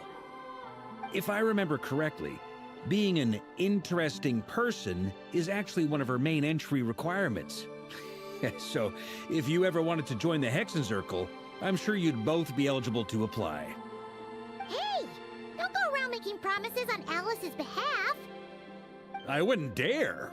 I'm just trying to paint a picture of the Hexenzirkel for you. Okay, sure. Anyway, since none of us have ever met Nicole, how are we supposed to find her? We can't just go up to every woman in sight and ask, "Hey, are you Nicole?" Maybe something she's wearing will give it away? Like, a wind bloom pinned to her chest or something. Wait a minute. Alice never said Nicole was from Mondstadt. Oh, true.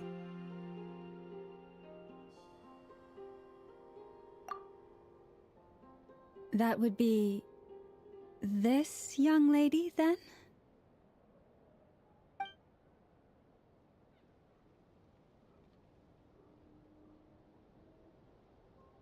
Hey there! Sorry to disturb you, but... are you Miss Nicole? Varka, Knight of Boreas of the Knights of Favonius. Alice might have mentioned me before. Mm-mm. If we got the wrong person? Sorry. Well, this is awkward.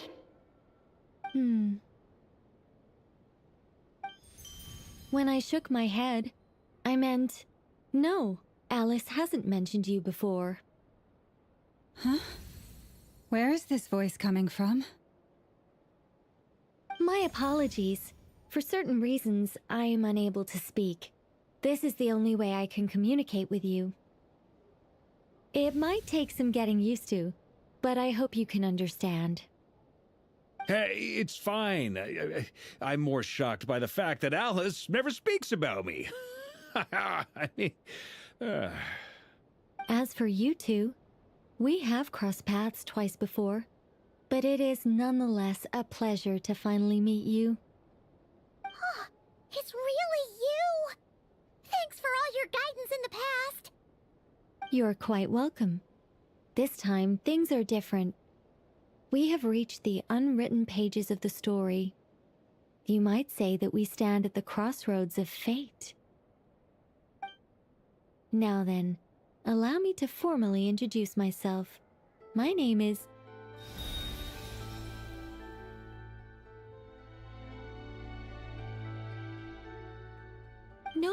No, stop!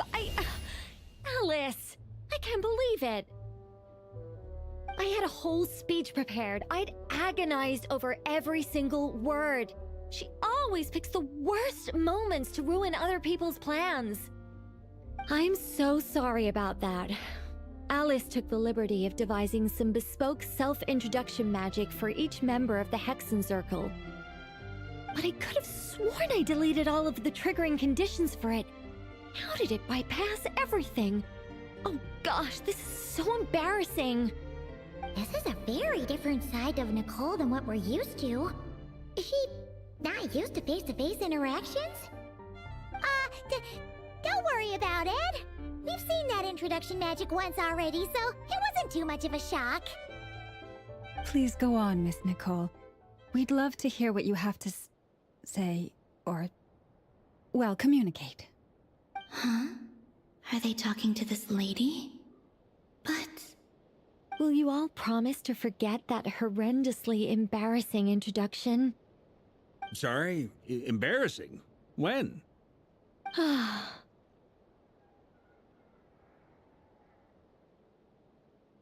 Yes, my name is Nicole, and I am one of a very few angels who have retained both their preferred form and their power. The Traveler and Paimon should be no strangers to this concept. There is another of our kind in Natlan. They call her the Lord of the Night. Alright! Paimon remembers her!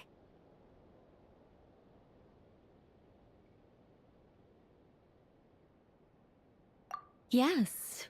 Well, I have retained more of my power than she. It's because I don't have a long-term duty to fulfill. To be more specific... no. We'll be here all day if I get into the specifics. Moving on. If I'm not mistaken, you are here because you wish to learn how one might reach the moon beyond the sky. That's right. Is that something you can give us any guidance on?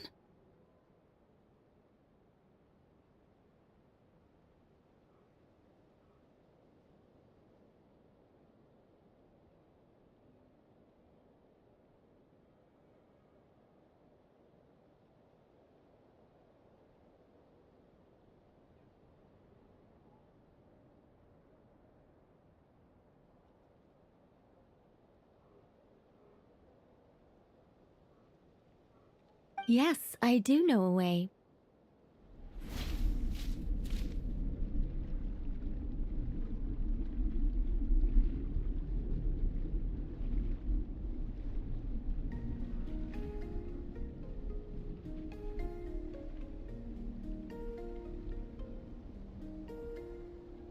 Where do we come from?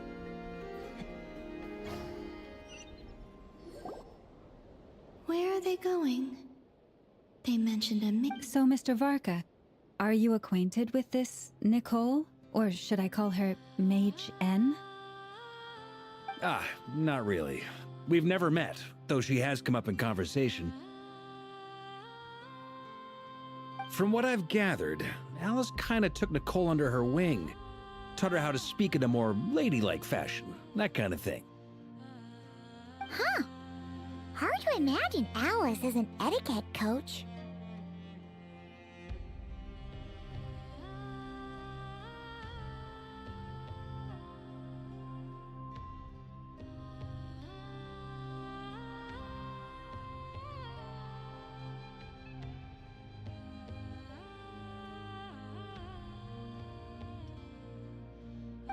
Yeah, Alice is a larger-than-life personality, I'll give you that. But then again, that's why she's able to draw such an eclectic mix of people into her inner circle. If I remember correctly, being an interesting person is actually one of her main entry requirements. So, if you ever wanted to join the Hexenzirkel, I'm sure you'd both be eligible to apply.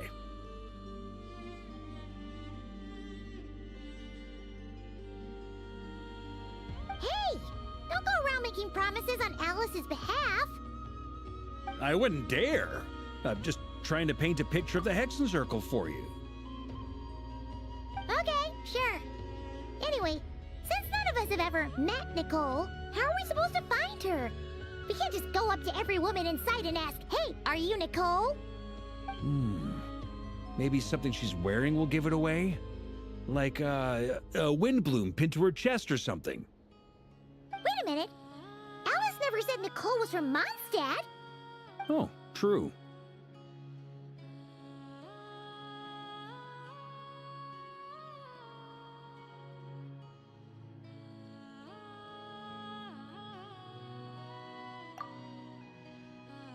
That would be this young lady, then?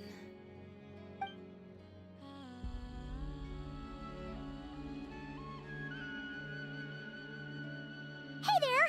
Sorry to disturb you, but are you Miss Nicole? Varka, Knight of Boreas of the Knights of Favonius. Alice might have mentioned me before. Mm-mm. Have we got the wrong person? Sorry. Well, this is awkward. When I shook my head, I meant, no, Alice hasn't mentioned you before. Huh? Where is this voice coming from? My apologies. For certain reasons, I am unable to speak. This is the only way I can communicate with you. It might take some getting used to, but I hope you can understand. Hey, it's fine.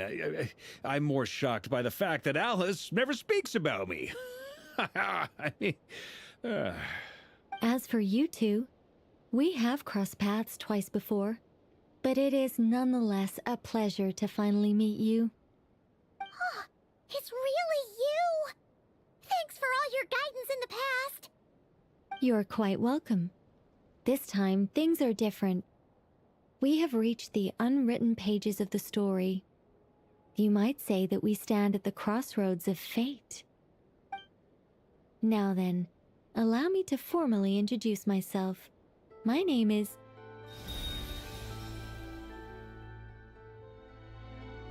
No, stop!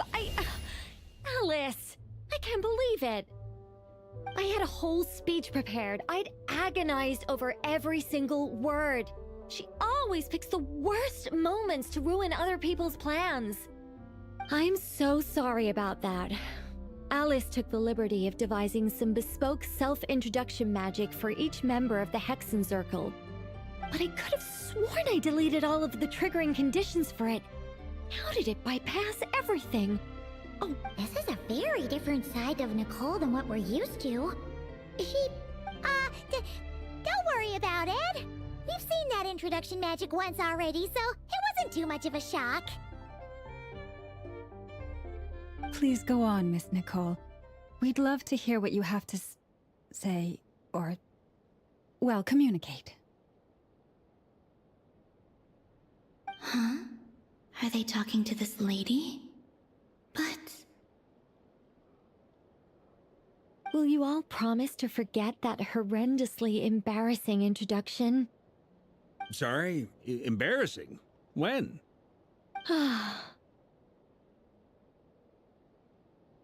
Yes, my name is Nicole, and I am one of a very few angels who have retained both their preferred form and their power. The Traveler and Paimon should be no strangers to this concept. There is another of our kind in Natlan. They call her the Lord of the Night. Alright! Yes. Well, I have retained more of my power than she. It's because I don't have a long-term duty to fulfill. To be more specific... no. We'll be here all day if I get into the specifics. Moving on. If I'm not mistaken, you are here because you wish to learn how one might reach the moon beyond the sky. That's right. Is that something you can give us any guidance on? Yes, I do know a way. It began with the Hyperboreans, who lived after the War of Funerary Flame. Blank looks. Maybe I should start with the background of the war. Or maybe not. It shouldn't be an issue. I'll fill in the gaps for you when we have more time. Anyway, after that war ended, the three moons retreated to beyond the false sky. The Hyperboreans were humans I once aided. They accepted the civilization and creations bestowed upon them by the angels. But despite accepting many blessings of the angels, many among them still held on to their faith in the moons. They were reluctant to accept the new order. Even after the War of Funerary Flame, they sought to contact the moon goddesses beyond the sky and receive their guidance. But all three had passed away by that point. This mage has a unique method of communicating. Is she talking about the moons? Yes, but they did not know. And so, still they prayed for the moon goddess's mercy. After building titanic structures that consumed vast amounts of kuvaki, at last they glimpsed the moons and heard their voices. But of course, they were gravely disappointed, for it was then that they realized the three moon goddesses were dead. Oh, that's such a sad story. It is. Humanity was in a very sorry state at that time. The angels who had once aided them were gone, and the War of Funerary Flames had left them homeless and destitute. Just a second, I gotta ask. How relevant is all this history to the task at hand? Well, I mean, it's... Okay, it seems we've drifted into irrelevant narrative waters. It's been a while since I've had the chance to speak inside someone's head. As soon as I got started, I lost control, and the words just flowed out like a waterfall. What I'm trying to say is... Right, yes, that's it. The relevant part is the ritual created by the Hyperboreans. The fact that they bypassed the false sky and saw the true moons implies that they successfully built a connection between Tevat and the outside world. Which means, with enough kuvaki and a sufficiently stable connection, it should be feasible to send one person over the border. Okay, so they built some kind of portal? Oh, yes. A portal. Yes. Is something wrong? You sound disappointed. I just didn't expect you to summarize it so well. It turns out I could have said all that in one word, if only I'd managed to think of it. No, please, it's fine. This is invaluable knowledge. I'll be sure to record and preserve everything in writing. Oh, really? Well, in that case, I suppose I could backtrack and add some more detail. I did gloss over a few things so far. Whoa, whoa, whoa, time out. Let's summarize what we've got first. The Hyperboreans were the last ones to use this method, right? So we somehow need to find whatever structure they built and make sure there's enough kuvaki to power it up. Luckily, we have the moon marrow of both the eternal and iridescent moons, so we're all good for kuvaki. Which means the key issue we need to focus on is finding the place. Am I right so far? Yes. Although I expect the structure is long gone by now. That said, what if we could take advantage of the phantoms to travel back to a time when it still existed? Well, travel back isn't quite accurate. It's more like we'd be creating a handshake between 2 points in space-time. We wouldn't even have to pick a time when it still existed. It could just be a time when it still appeared in phantom form via projection, or we could project our own phantoms, fold them together, and...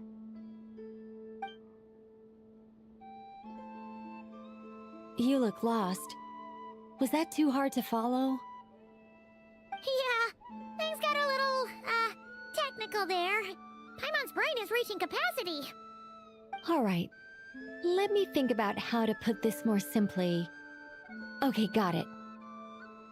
Over the next few days, I'll search for phantoms that we can use. Once I find one that meets the criteria, I'll let you know and we'll regroup. By completing certain rituals, specific individuals will be able to enter the phantom and make it to the Hyperborean structure. If everything checks out, and it looks feasible, we'll just need to wait for Moon Prayer Night, and we can send the Moon Goddess back home. I'm really skimping on the detail here. Is this making any sense at all? I think so. For now, we'll just wait to hear from you. Yes. Basically, yes. Great. Counting on you. In the meantime, we'll focus on finding the Moon Goddess's name. My name? Are they looking for a way to stop me from disappearing? Excuse me, Miss... Go on, Miss Nicole. This conversation was a little all over the place. I didn't catch your name. I am Lauma, of the Frost Moon Scions. Ah, I did wonder. I noticed that you listened very intently when I spoke about Hyperborea and the moon's history. If you'd be interested, I'd love to visit you this evening and go through it again in greater detail. Also, if you were serious about making a record, it would be too risky to simply write down the raw details as is. I would suggest some tweaks. Maybe rewrite the stories as fairy tales or fables, perhaps even prayers. Anyway, we can cross that bridge when we come to it. So, see you later then? Oh, and no need to prepare anything. Just a cup of tea will do. See ya! She seems friendly. It's just... It's so nice to find someone who's actually willing to listen. I've been dying for a chance to finally go through all this systematically from start to finish. Any longer and I'd probably start forgetting it. Now Paimon gets why Alice told us to mind our heads. What did I tell you? A lot of quirky people in Alice's orbit. Now then, the next order of business is, where do we start looking for the Moon Goddess's name? Maybe the rest of what Nicole has to say might give us some clues. Once I've heard her out, I'll summarize the salient points and share them with you all. I'm also inclined to review our other documents. Yes, our faith was first established by our Hyperborean ancestors, but many of the more factually accurate records are from after Kuthar's birth. Sounds like we're gonna follow Columbina's journey through Devat, huh? In that case, we'll start by heading to the Frost Moon Enclave. Sounds like a plan. Take this with you. I'll see about getting in touch with the Fatui. It'll probably just be Arlecchino and Sandrone again. They're the only ones who would want to help. Thank you, Mr. Varka. Don't mention it. Honestly, I'm more comfortable dealing with the Fatui than prying into the details of a young lady's childhood. Catch you later. I should follow them, just in case there's some way that I can help.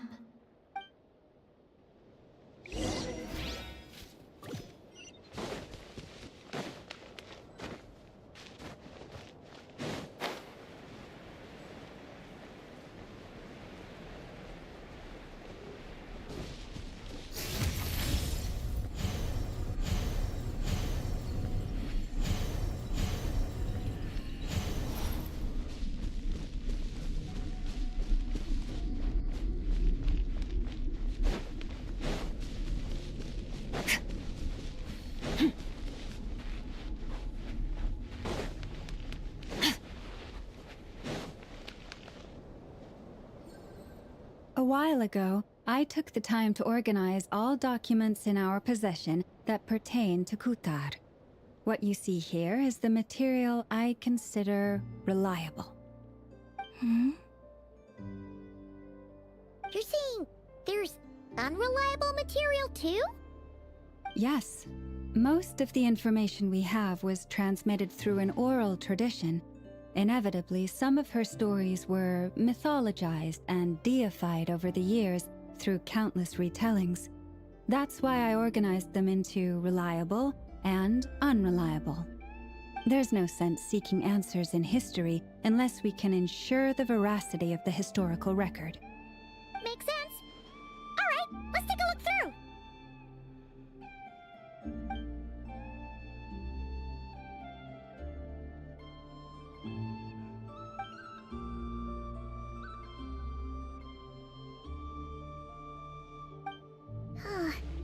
Almost all these records refer to Kutar instead of Columbina.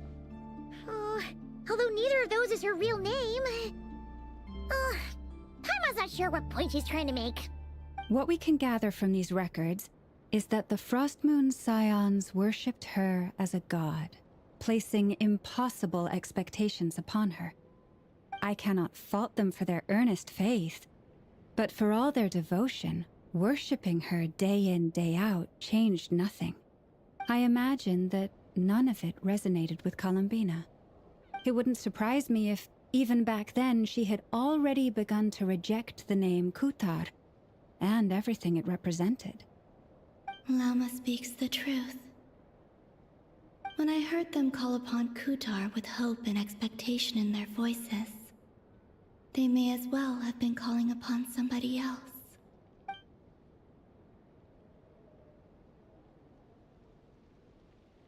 Well, that's a bit complicated. I looked at the level of detail, perceived authenticity, prose style, and how realistic their portrayal of Kutar seemed to be. Amongst the Frost Moon Scions of today, only I know of her existence, and I alone have spoken to her face to face. As such, I know that there are certain things she simply would never do. That being said, I have sensed some changes in her lately. Changes? Me? Seems like this is getting us nowhere. For what it's worth, why don't we check the unreliable sources too? Sure. Give me a moment.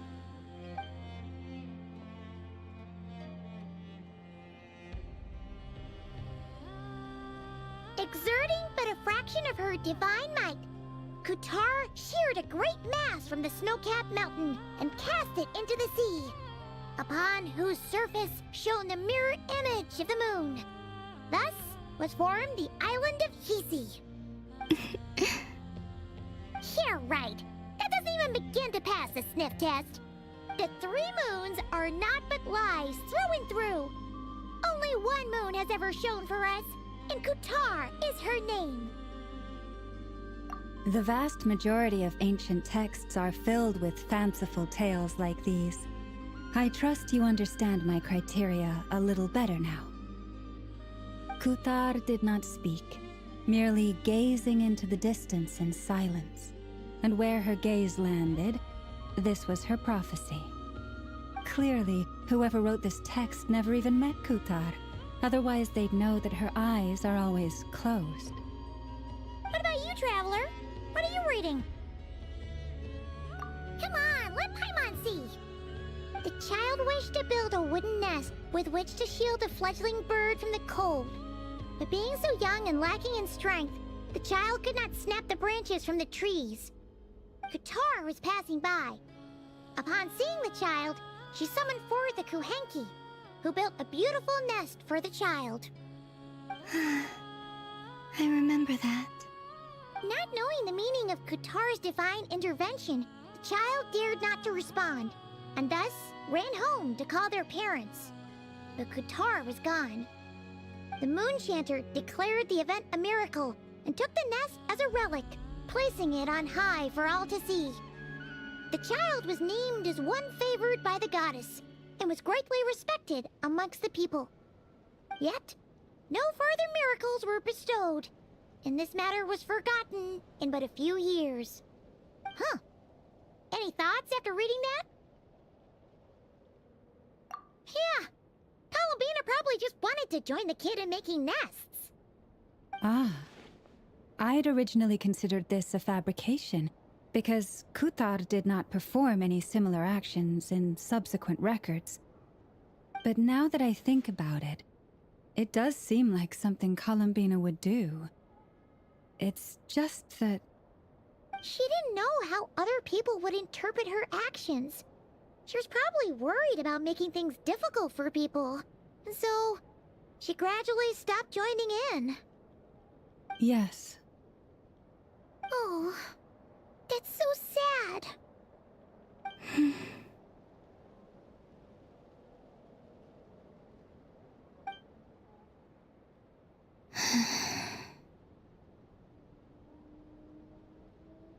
And now, I can make no such gestures of warmth, even if I want to.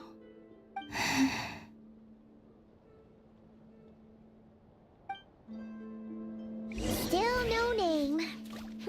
That's a bit of a shame. But we did learn some interesting stories. That's gotta count for something.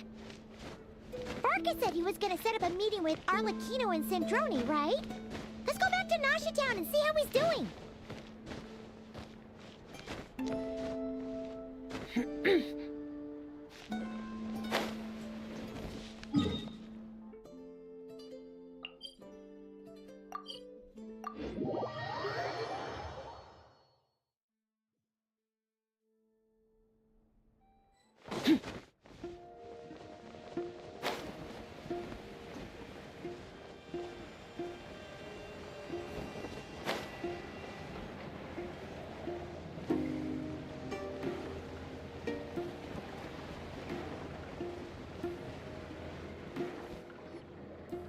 Let's see.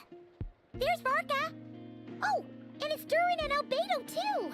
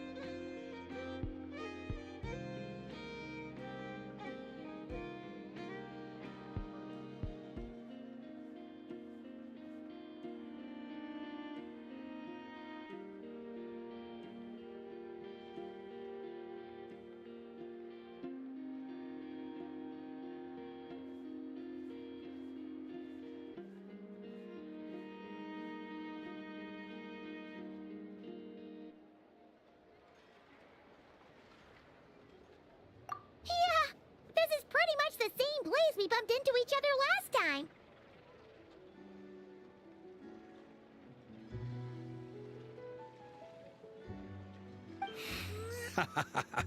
I convinced them to stick around a little longer.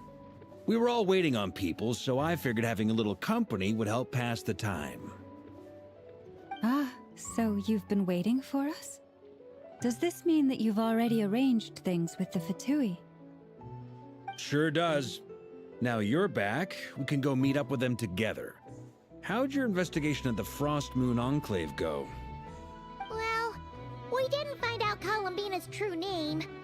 But apart from that, it went pretty well. It's as well that I didn't tag along then. Want every man and his dog knowing all about her private life. Still, desperate times, desperate measures, I guess. Someone had to do it. So, Varka was waiting on us, but what about you two? Are you waiting for Alice? Oh, no. We already met with her. We discussed that experiment I mentioned to you last time. Oh, and she also handed me this communication device. That's right. I understand she informed you about the relationship between the phantom phenomena and Tevat's borders, yes? She wants me to help her with some more experiments on that front. She said that she'll contact me through this device with more information. Ah, I see. Following instructions and making observations. Pretty common research method. Takes me right back to Albedo's lab. Wait, then who exactly are you meeting? Someone you know. Albedo's met him too. But I don't think Miss Lauma or the Grand Master have been introduced. Introductions are overrated, especially in cases like this. It's you! So, it's not like the academia has prohibitions against going abroad. Also, I applied for leave. I've been writing to Hat Guy since obtaining a human form. I've already brought him up to speed on everything that's been going on in Nodcry. Hat Guy? Turns out, I actually have heard that name before. Oh? Then why did you react the same way I did? I only knew the name, not the fella. But since we're all here, let's do some introductions for what it's worth. I'm Varka, Grand Master of the Knights of Favonius. Lauma, Moon Chanter of the Frost Moon Scions. And I'm a Driosh from the Vahumana Darshan of the Sumero Academia. Hat Guy. Good to see you again, Mr. Guy. I believe we last saw each other on the boat ride here. Mind you, the only reason I came here is because there's someone I want to look into. Who's that? The Doctor, also known as Dottore, second of the Fatui Harbingers. From the tone of your voice, it sounds like there's bad blood between you. I was reviewing our archives and noticed that a lot of information about him was missing. Left a bad taste in my mouth. That's all there is to it. Dottore, or Zondique, as he was then known, once studied at the Academia, but he got kicked out before he could graduate.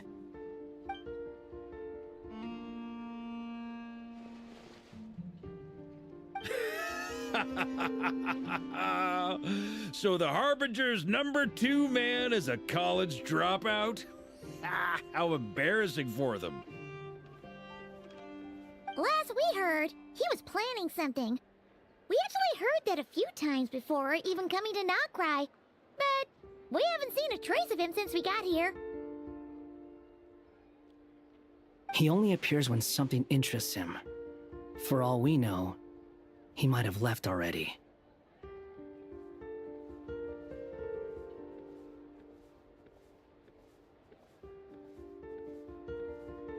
But the fact he did something here at all is worth noting. It'll fill a couple extra lines in his file.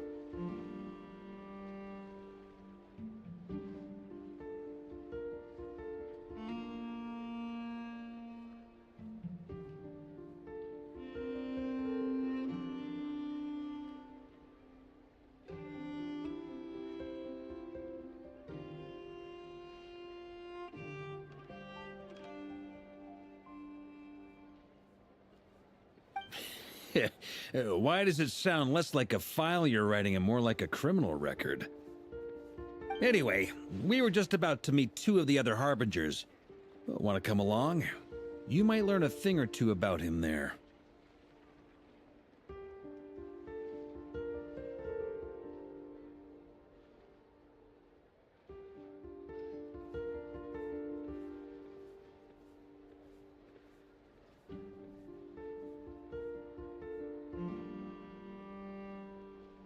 Sure.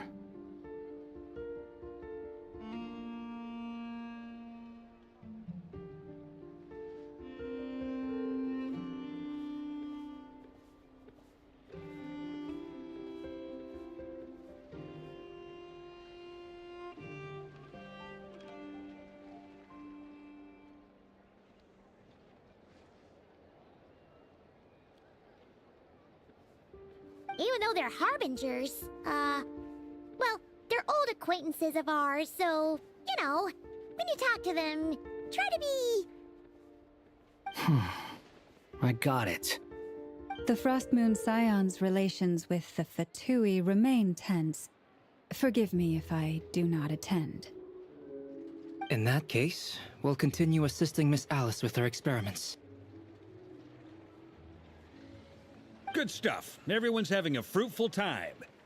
All right, we better get going. I'll lead the way.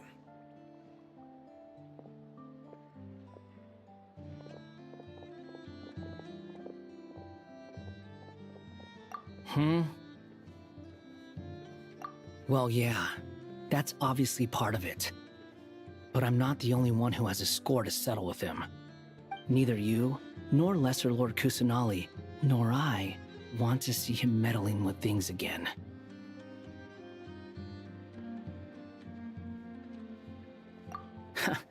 What's the hurry? Don't worry. Pigeons always know which way home is.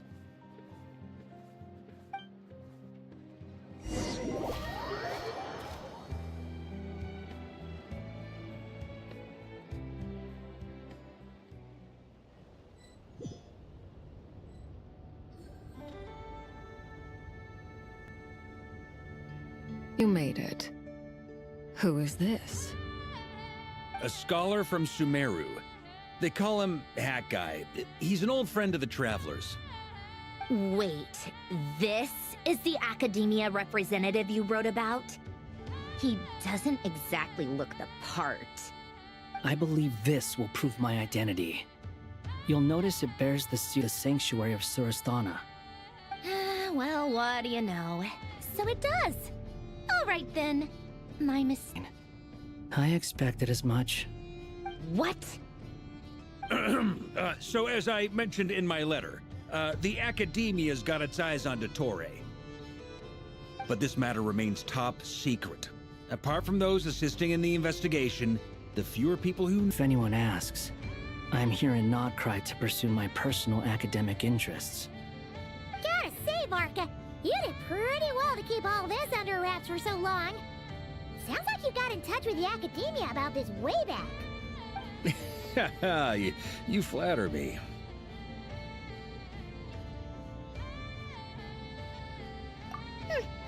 Where do I even start? Remember that time we fought Rerir at Star Sand Shoal? He sure let me have it then, didn't he? I'll bet Dottore had that all sketched out, with me as his convenient little pawn. He could not care less about us if he tried, but hey! The feeling's mutual. Does Dottore really strike you as the sort who values his relationships with his colleagues?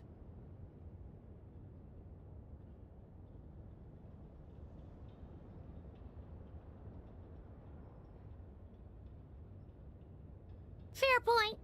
Definitely not. Which is why I...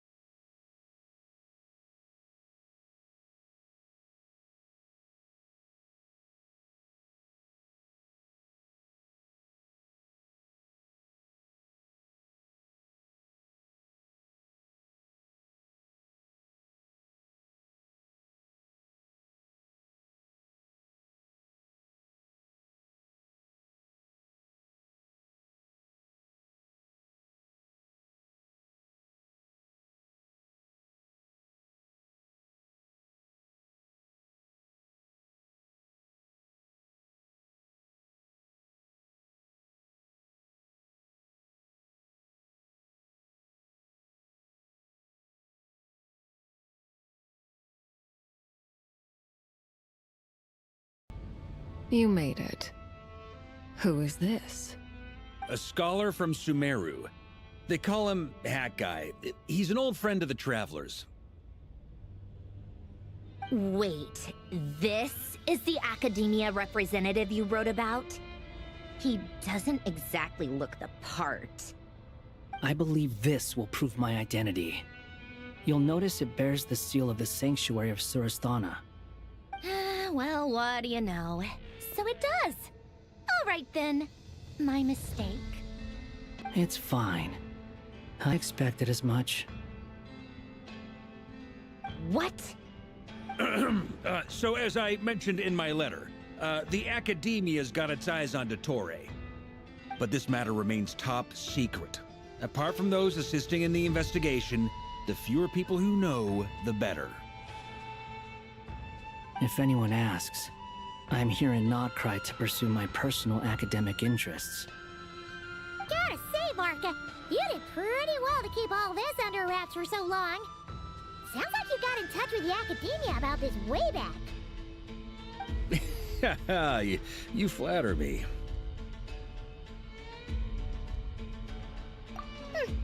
Where do I even start? Remember that time we fought Rerir at Star Sand Shoal? He sure let me have it then, didn't he? I'll bet Dottore had that all sketched out, with me as his convenient little pawn. He could not care less about us if he tried, but hey! The feeling's mutual.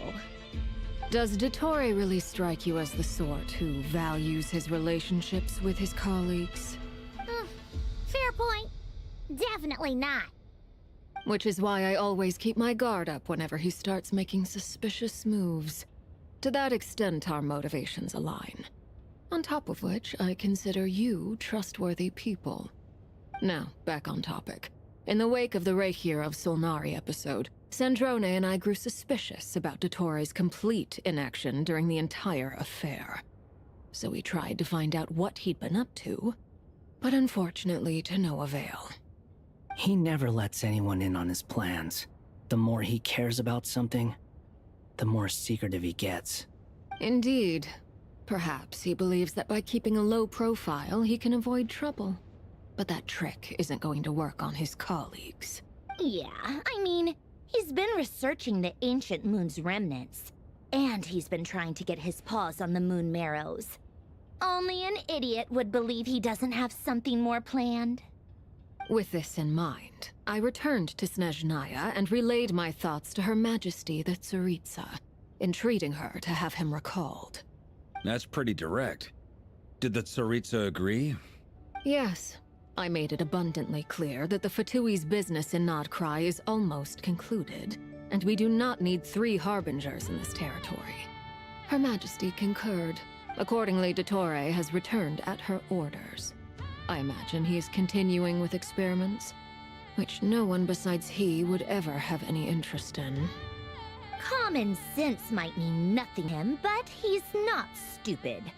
He knows that no good can come from opposing the Tsaritsa. Smarts alone won't get him all the way. He needs the Rooster's resources and Regrator's Mora, both of which the Tsaritsa... Doesn't he have a track record of publicly following orders while going against them in private? He probably has it down to a fine art by now. We worked together on a briefly, but it was enough to show me that we're fundamentally different people. He has no interest in doing things methodically, stage by stage. His thoughts jump all over the place, and the moment his curiosity is satisfied, or he gets the results he wants, he disappears. The only similarity we share is that, once we set our minds on doing something, we will see it done, whatever it takes. Well, we definitely saw some of that in your battle with Rerir. You got so competitive. Ugh, do not remind me. Then I believe we all concur. Dottore will not simply give up. Fantastic. Now this is turning into a whole day of unpleasant memories. Ugh. Are you talking about the moon marrow stuff? He also strikes me as the kind of person to disregard experimental regulations, ruin all the equipment, and go way over budget. Then leave the first person he can find to deal with the fallout. Exactly! This one time, he was running some high-temperature experiment and the substance exploded. But does he care? No! He orders his subordinates to open the device so he can observe the results, which causes the gas inside to leak out. That gas was poisonous! If I hadn't been there, who knows how many people might have died. And after all that, he left while I was still cleaning up after his mess. What a waste of time, he said. Waste of time? The nerve! He wasted my time! You've been bottling that up for a while, huh? Hat guy, I must say, you seem awfully familiar with internal Fatui affairs. Especially when it comes to Dottore. Thank you, Lady Harbingers, for providing such valuable information. I have no other questions for now, so I'll be on my way. Wait, what? You're just gonna leave? You're welcome to join if you want. Ugh. Just when Paimon thought he'd finally mellowed out. He makes quite the impression. I'll say. I've met tons of headstrong people, but not many of them would join me in bad-mouthing Dottore. Anyway, back to the main agenda. Varka, you said that Columbina has gone missing? Or rather, disappeared. Yeah. We're working on building a connection between her and this world. The simplest method is to find out her real name. I've actually asked her that question before, but she said she didn't know. Considering our relationship, I doubt she was lying to me.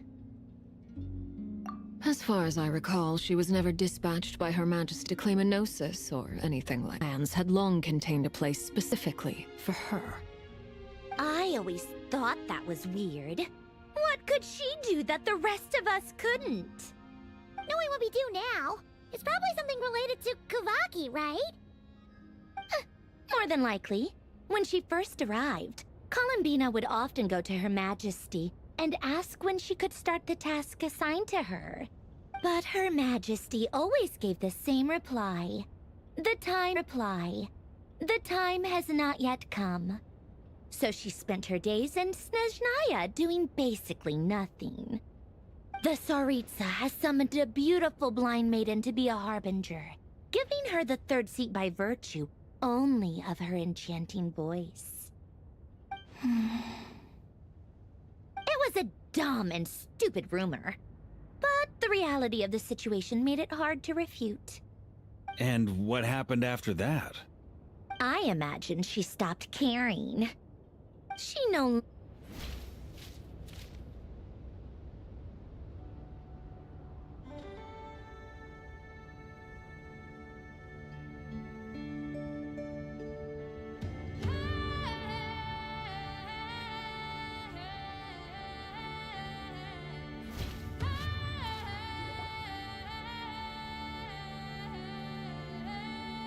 You made it. Who is this? A scholar from Sumeru. They...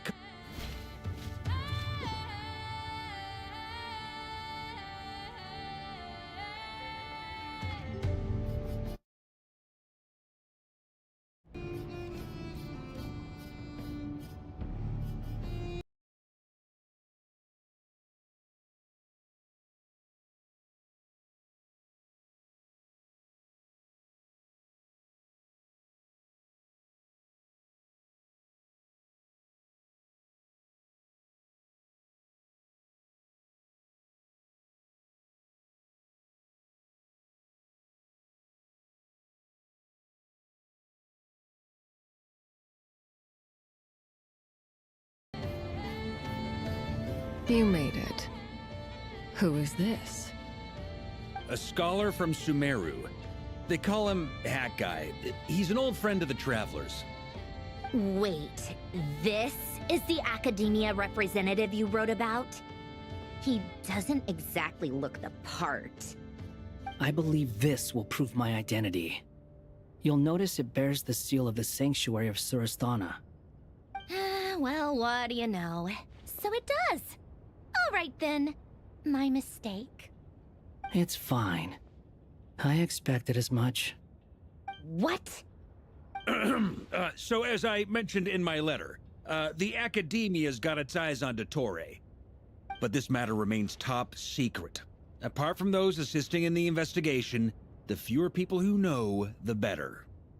If anyone asks, I'm here in Nodcry to pursue my personal academic interests. Gotta say, Varka, you did pretty well to keep all this under wraps for so long. Sounds like you got in touch with the Academia. Flatter me.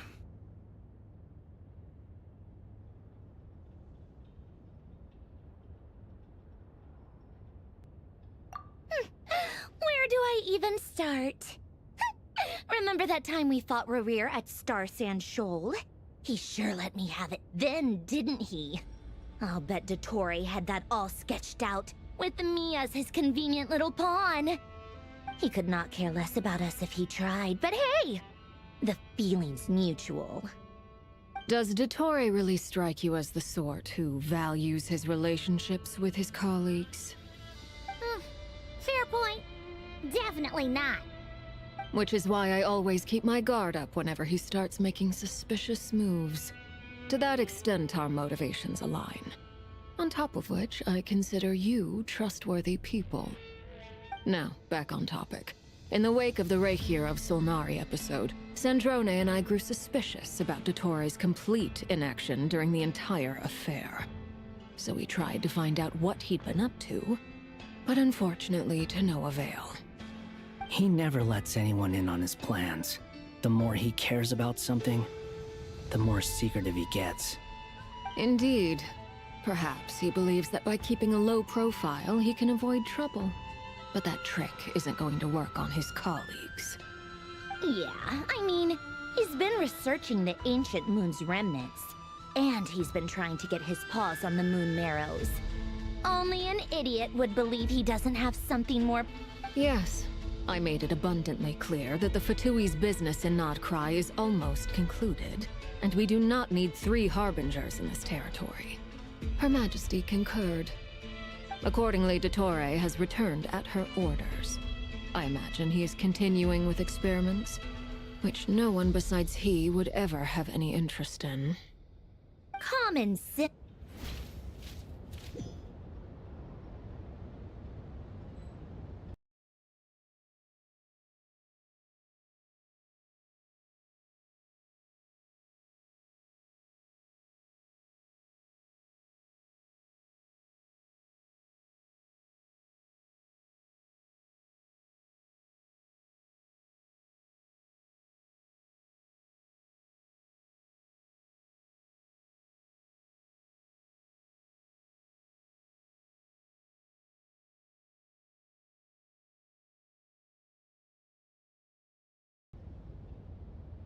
You made it. Who is this? A scholar from Sumeru. They call him Hat Guy. He's an old friend of the Travelers. Wait, this is the Academia representative you wrote about? He doesn't exactly look the part. I believe this will prove my...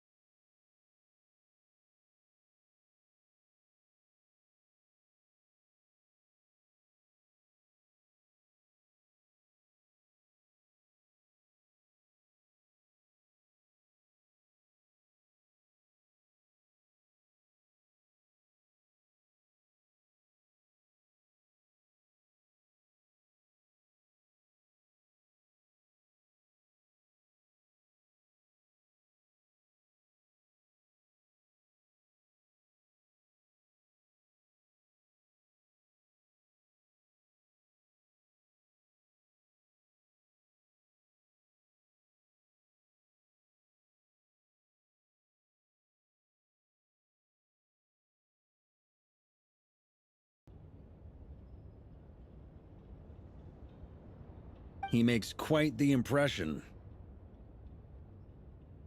I'll say. I've met tons of headstrong people, but not many of them would join me in bad-mouthing Dottore.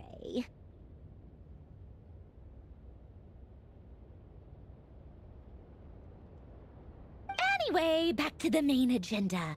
Varka, you said that Columbina has gone missing? Or rather, disappeared.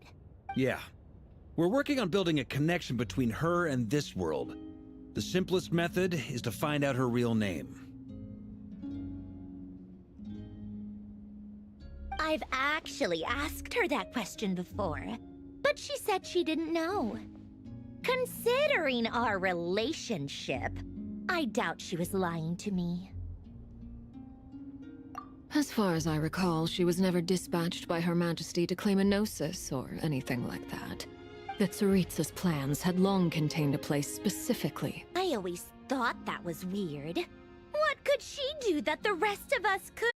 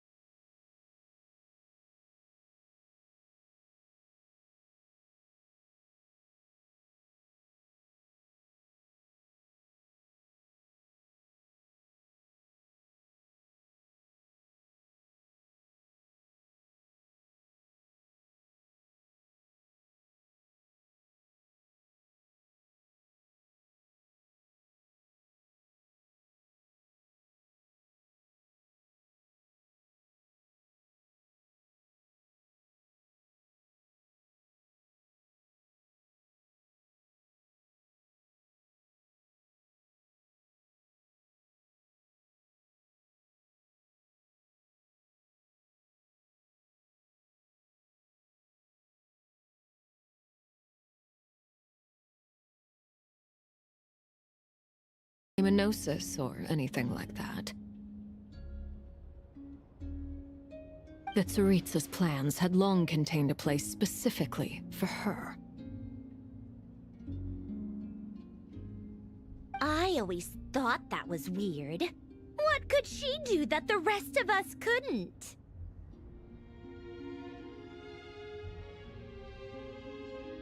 Knowing what we do now, it's probably something related to Kavaki. The time has not yet come. So she spent her days in Snezhnaya doing basically nothing. The Tsaritsa has summoned a beautiful blind maiden to be a harbinger, giving her the third seat by virgin voice. It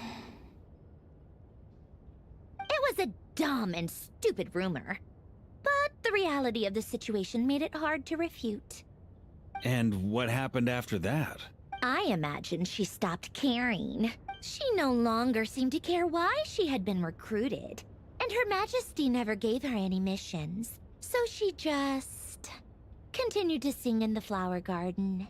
For my part, I was busy. So busy, in fact, that watching someone be that idol had me fuming.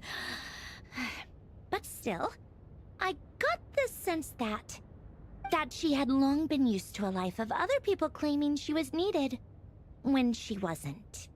I just felt that having a place to stay would cost me something eventually. And so I waited quietly for the day that I would have to pay the price. And on the other end of that spectrum, you had me. Someone once told me that I had the lousiest work and the toughest luck. That's a good way of putting it. I forget who said it, but those words have always stuck with me.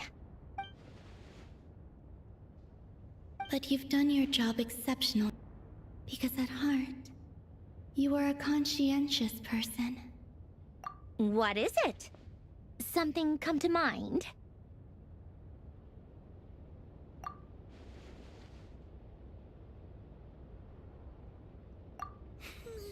That makes sense. Nothing screams you are needed like your name shouted from across the town. Well, good luck with it.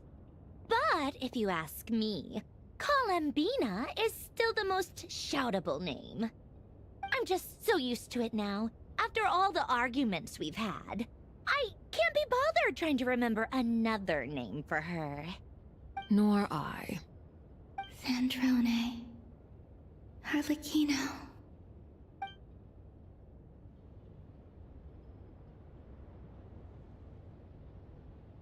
Huh! It's a Sealy! Does that mean Nicole has news for us? Ladies, I thank you for your hospitality. If the chance ever comes up, I definitely owe you both a drink sometime. I'm sure it will. You can make your own way out. Heck, you've been here enough times, you probably know your way around better than I do. Okay! Time to do what adventurers do best. Follow that Sealy!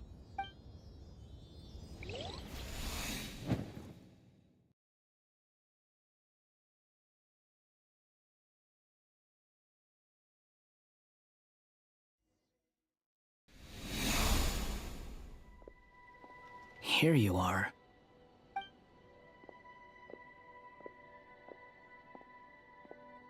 Oh, hat guy. How come you're back so soon? Did things go all right with the Fatui? Fine. Dotori's been summoned home by the Tsaritsa. Couldn't get much more than that. How about you? Any progress with the investigation? Unfortunately not. We've tried everything. Different phantoms, different locations, different points in history. But the results were the same each time. Abyssal monsters roaming the land. People crying out in despair, with no hope of being rescued. Every time I see it, I can't help but think, is this what it was like in Mondstadt when Dragonspine Durin attacked? And if I fail in the task I've been given, will I create yet another tragedy? That's just meaningless speculation.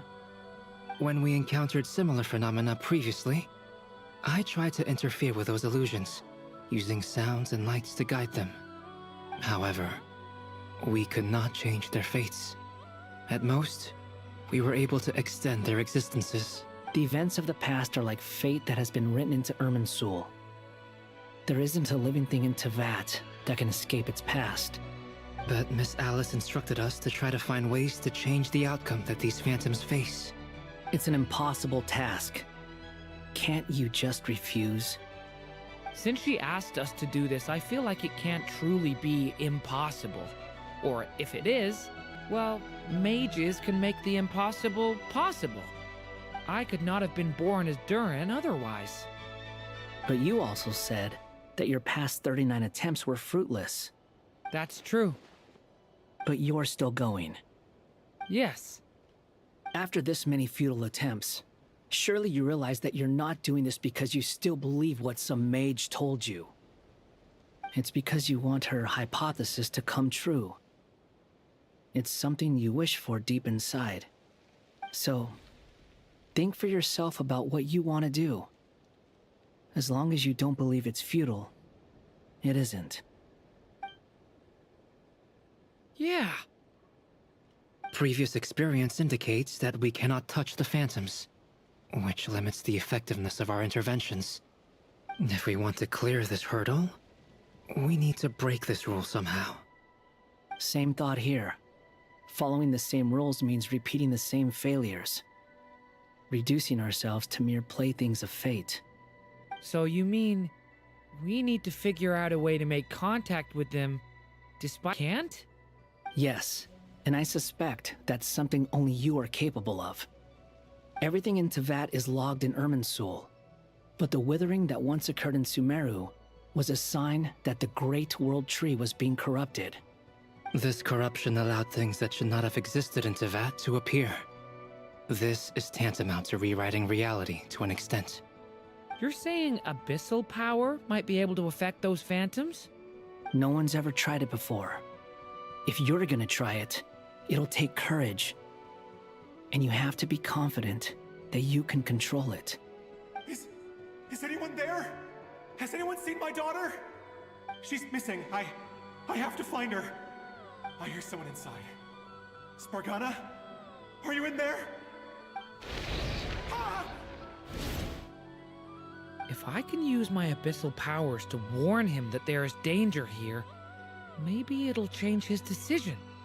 Maybe he'll stay away. Yes. The important thing is not the nature of the power, but rather how you use it. To intimidate and obstruct. Yes. Let me try. I should be able to influence that thing.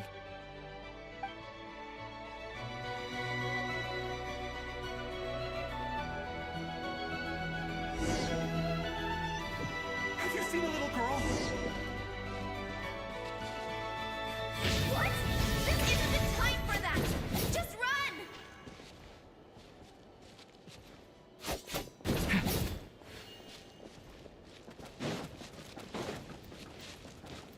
I hear someone inside. Spargana? Are you in there? Where are all these monsters coming from? Devouring claw! What is this? Looks dangerous. I should get out of here.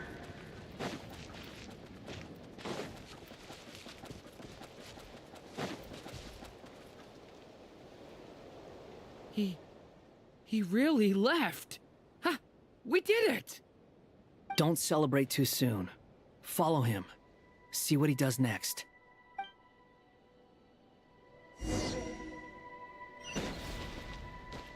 Monsters approaching from the front. You need to stop them and create an opportunity for him to hide.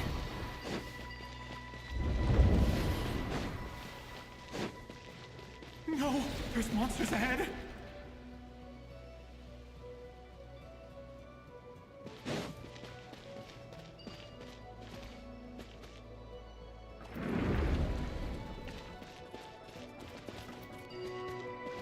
Wait, is that the barrier I saw earlier? Why is it appearing now? It's as if someone's controlling it.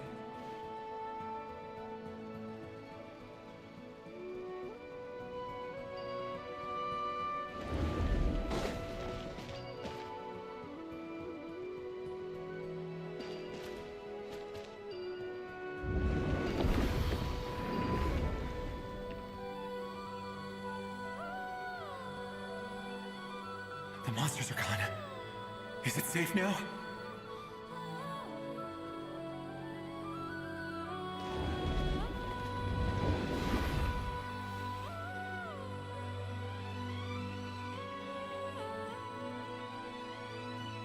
The barrier's gone too. How odd. Anyway, I guess I'll keep going. Quickly, let's keep up.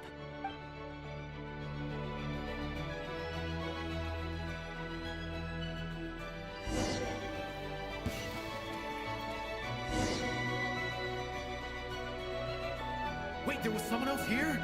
Don't go any further. We've got anti-monster traps laid out everywhere. But my daughter must just be up ahead. I have to go. This way's blocked.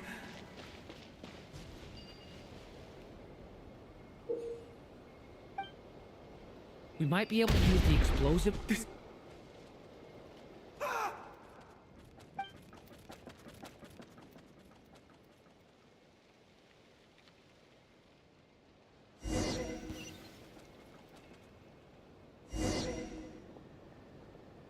Wait, there was someone else here?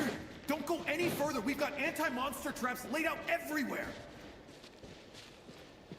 But my daughter must just be up ahead. I have to go. This way's blocked.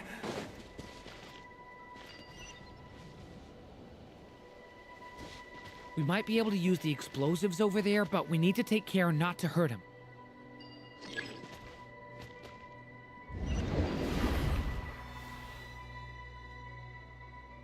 I'll use the barrier to keep him at a safe distance.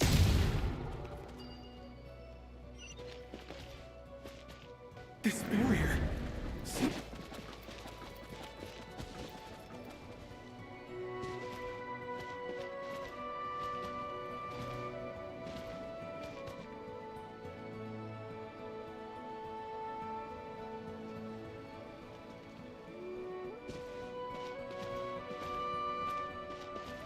Hey, hey, wake up! Gotta keep moving ahead.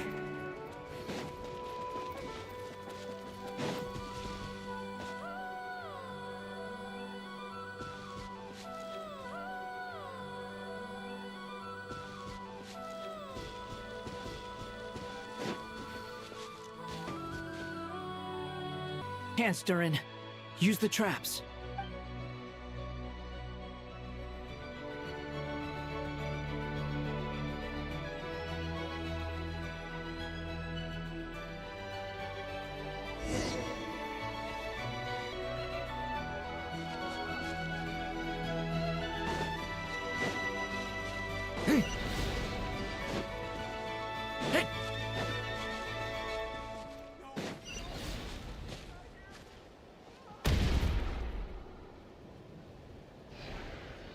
Help me!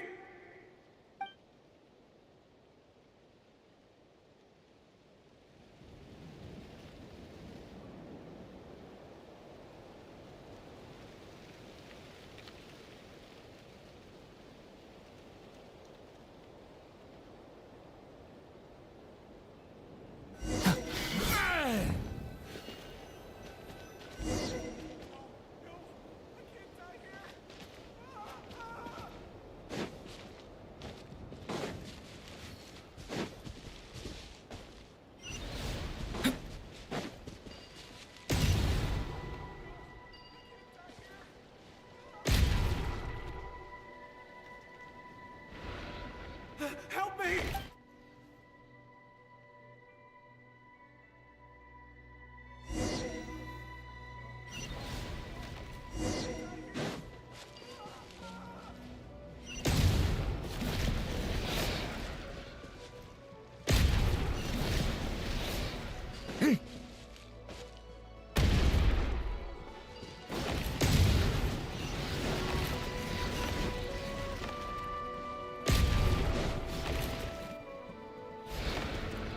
Help me!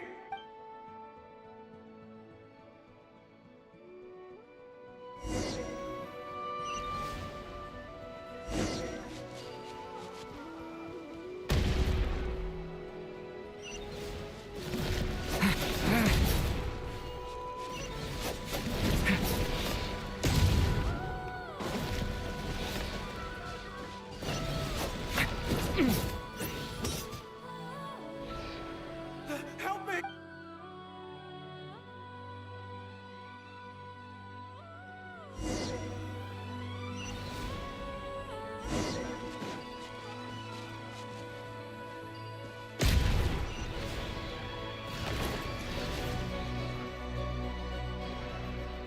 Help me!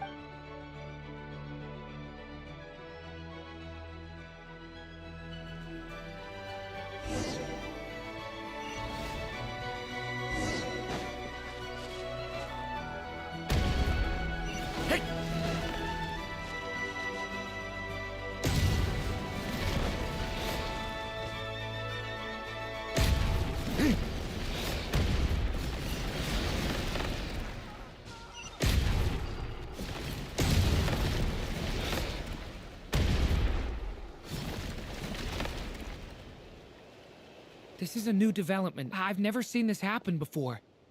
We might just be able to save this person.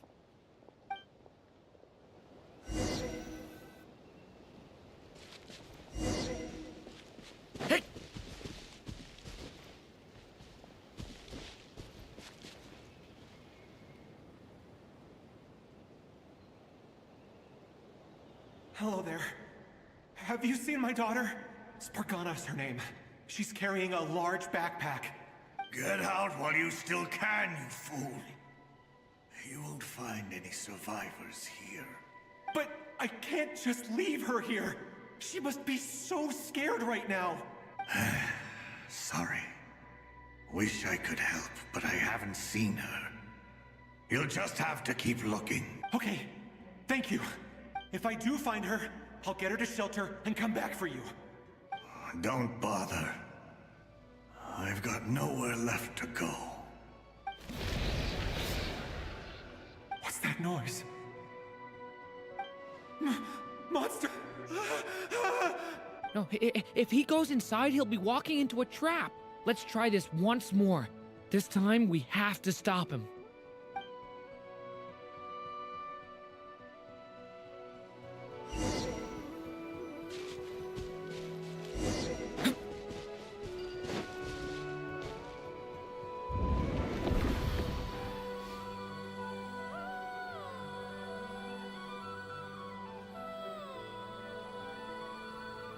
Hello there. Have you seen my daughter? Get out while you... But I can't... Okay, if I do find her... Don't What's that noise? No, if he goes inside...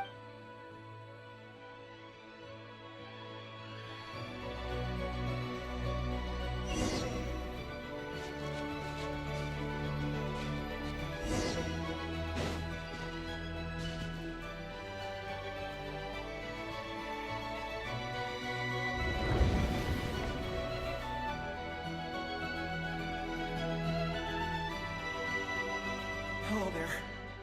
Have you seen my daughter? Get out. But I... Okay, if I do find her... Don't What's that noise? No, if he go...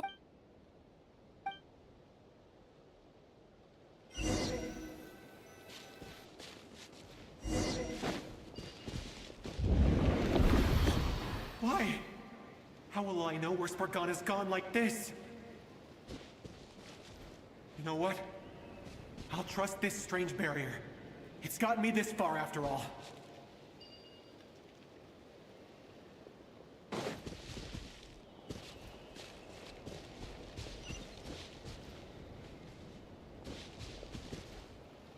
Spargana, are you there?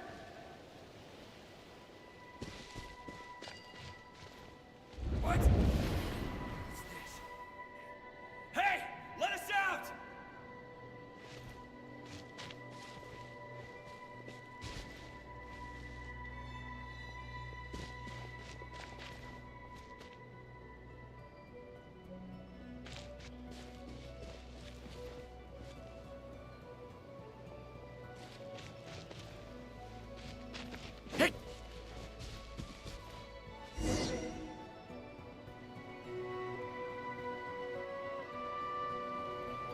Huh?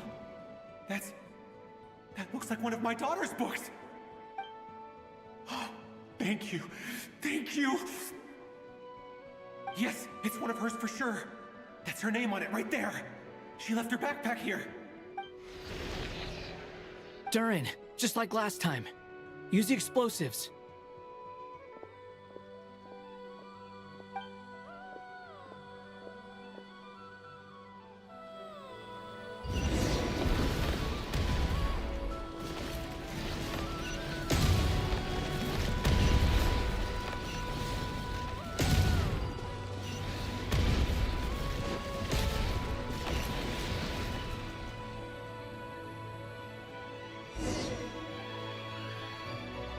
It won't work.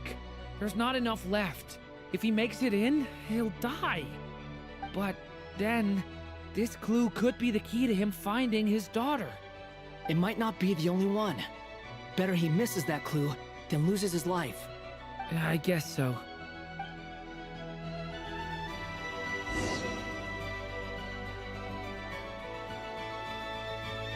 Stop him, Durin. We can't let him get any further in. That's my daughter's book! She's passed this way! Why? Why won't you let me go in? I've searched and searched and searched just for this! But how will I find her without any clues? I no longer have anywhere else to go.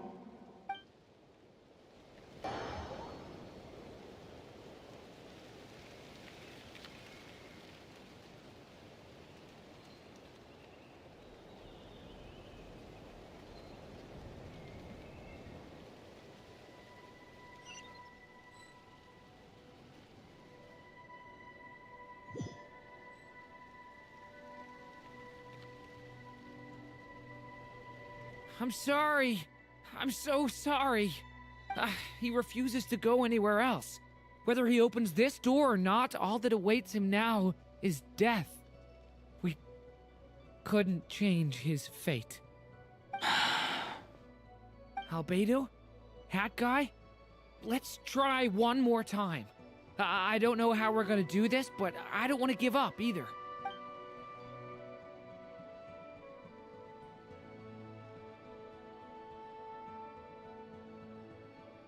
Why am I here? What's going on? All these scenes running through my head. Where are they from? Huh? What's going on? His reactions have changed. How many times have I... What's happening to me? Huh? Wait, who are you? You can see us now? I feel like I always could, but that I only just realized you were there. I'm sorry, I don't know how to describe what I'm feeling.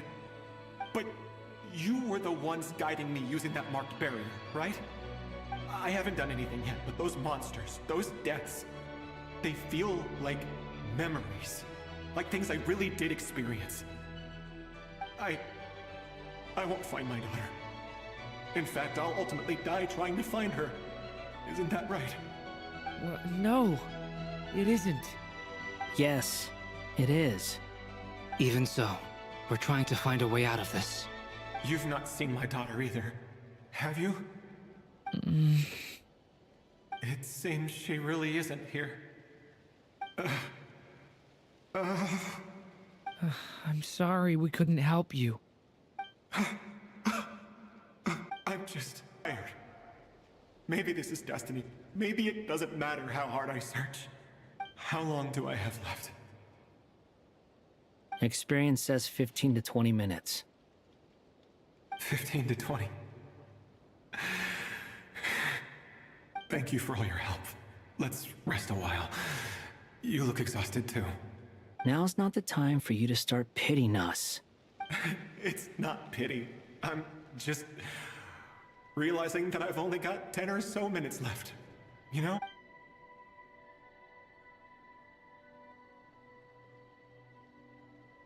You say you're from Mondstadt, yes?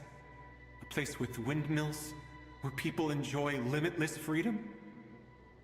And you're from Sumeru, where they've built an academy into a giant tree? Yes. It seems you've never heard of either place. Those names are unknown to me, I'm afraid, yes. Have you heard of Hyperborea? I have, but I heard that it was destroyed in the distant past. I see. That was where my ancestors once lived. What about Delphi Pytho? Was it later rebuilt? I've never heard that name. Then what about Sal Vindaknir? I have seen that name on stone tablets on Dragonspine. But I'm afraid the only things left of that place are its ruins. I see. Sure enough, there was no way to turn this around, huh? I'm sorry. I was the one who asked to chat, but it seems like we're too many ages apart. There's barely any common ground to start from. It's all right. We did hear something new, at least. From how you speak of your lives, things must be going all right for you, I guess. They are. Mondstadt is a place of freedom and happiness. There's a lot of good people in the church and the Knights of Favonius, and even outsiders find that it's an easy place to feel at home. We have festivals a few times a year. Everyone gets together to drink, sing, and be merry. Sumeru is a lot more uptight. Not really the kind of place where you can relax. It's a nation fraught with problems wherever you look. But if all you want in life is to seek knowledge, I guess it's pretty much paradise. That's wonderful. In other words, after this all-devouring black tide passed, humanity did not merely avoid extinction, but rose to build prosperous civilizations anew. I mean, I can see you all right now. That must mean the future isn't a total mess, right? That's true. Well, time's almost up. Let's part ways, I think. Might be best if you don't waste too much time on me. The chances are slim, I know, but I'd like to spend these last few minutes looking for Spargana. If things work out, I'd love to tell her about what I've heard. May we meet again. Well, or not, most probably. In that case, may your wishes come true.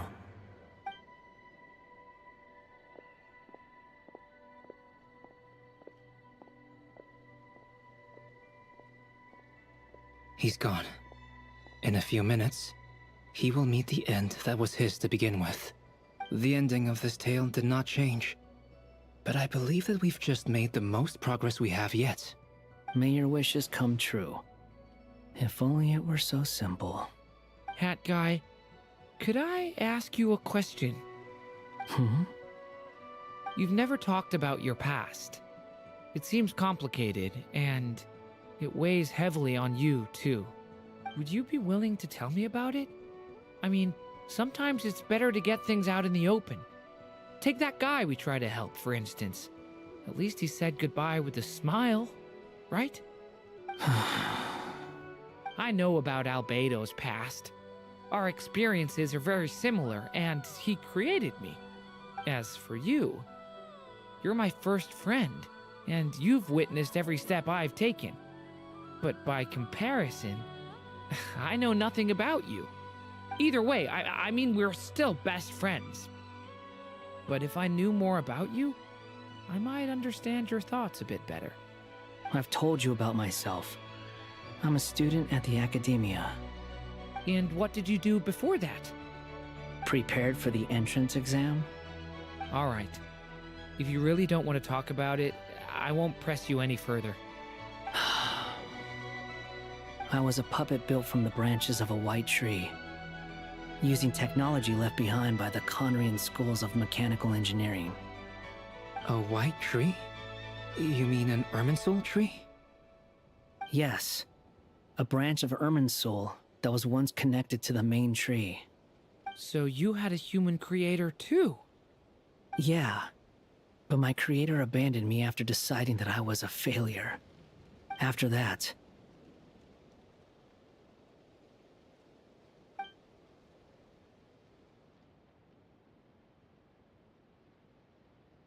Durin.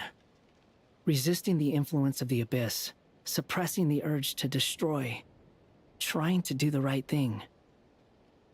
None of these things are easy, but no matter how hard they are, trying to rewrite past wrongs is far harder.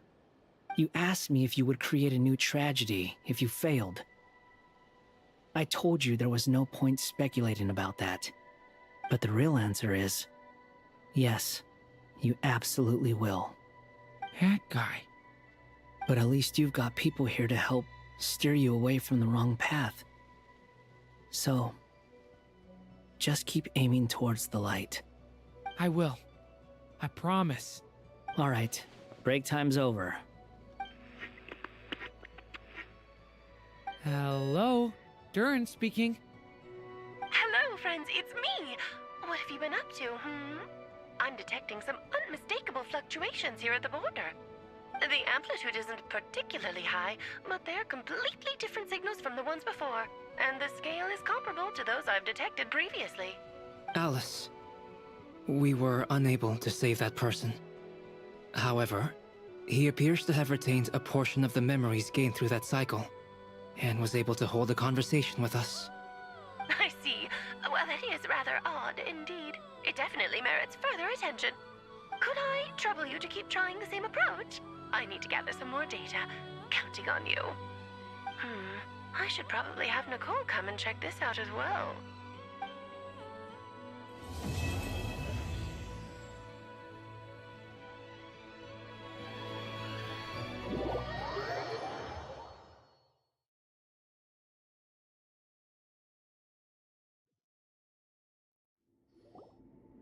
There you are. I was worried you might stop to collect treasure chests opened by the Seelie along the way. It would have taken you so much longer to get here.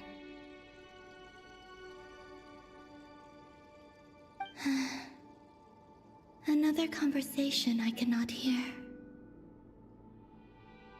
I am delighted to see that you understand what takes priority, and that your adventurer's instinct has not swayed your resolve. Really, I must applaud you for it. You should know. Paimon's head. Okay, I'll try and keep it short. My senses are telling me that this is where we shall find the entrance to the ruins. Oh, cool! Well, what are we waiting for? Let's open it up and see! Patience. This was a sanctuary of great importance to the Hyperboreans. A special process is required to open the gate. Oh! Like the place that housed the Eternal Moon's marrow? Okay, so what's the plan? Need us to do anything? And just the short version, if you can. Alright then. I was planning to start with some background on the invention of these techniques. Are you sure you don't want to hear it? It's quite informative. Remember what you were saying about priorities?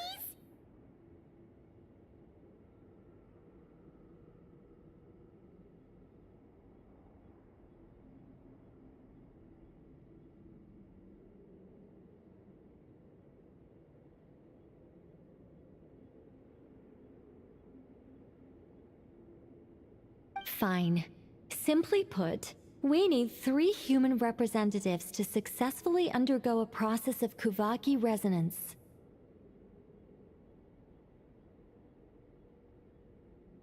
Think of it as a test from the 3 moon goddesses to see if the entrants are qualified, with the most recognizable qualification being Kuvaki. Pretty sure Lauma would ace that test. Oh, wait. But we need 3 people.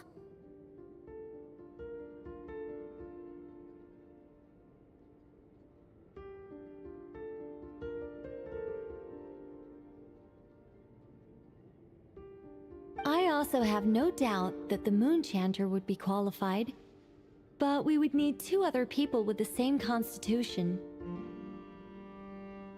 Therefore, the most feasible method is not so much to follow the rules, but to figure out how the test functions and find a workaround.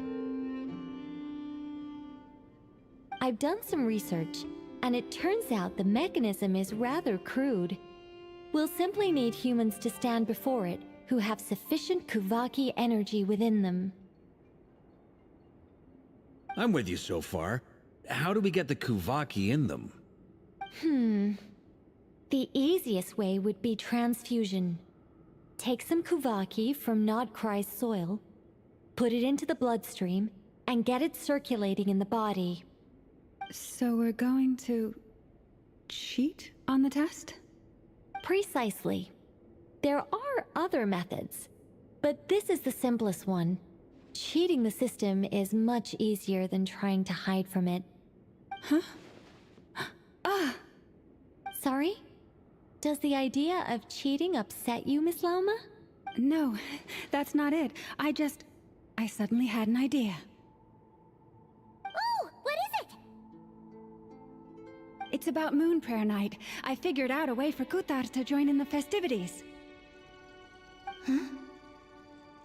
But as Paimon said, we need to have our priorities straight. Let's get back to the test. I'll follow up with Nefer on the festival arrangements. Oh, okay. Anyway, is this really the best method we have? A Kuvaki transfusion sounds dangerous, no matter how you slice it. If you think that's dangerous, wait till you hear the other methods. I'd be more than happy to go through them if you'd like. There are several. No need, we're good. Let's go with this one. Very well. Kuvaki transfusion it is. Now, I should mention that the risks can be greater or lower depending on individual compatibility. It would be rash to simply infuse the Kuvaki and hope for the best. If the body rejects it, the reaction can be quite severe. The symptoms are similar to another condition that some people living here suffer from, known as congenital Kuvaki sensitivity. So, before we execute our plan, I will perform a simple test of my own to see who is compatible and who is not. Once that is done, we will have to complete the resonance process as rapidly as possible. The participants must remain stationary while the Kuvaki circulates and bonds with them, and they mustn't eat or drink anything. What? That's some hardcore fasting. They'll all be monks by the time they're through. 3 days. Oh, that's so long! And we still need to find 2 more people who are not just compatible, but also willing to volunteer. Fasting? What are they talking about? Really? Don't you want to think this through? Haha, count me in too. 3 days without food? I can handle that. Miss Nicole has made it clear that this is the easiest way. The way I see it, there's nothing else to discuss. It's time to step up. Yeah, you're right. In that case, Paimon volunteers to be captain of logistics. She'll keep the fires lit and grab some spare clothes to keep you comfortable. Then we'll start with you first, Traveler. Please step forward.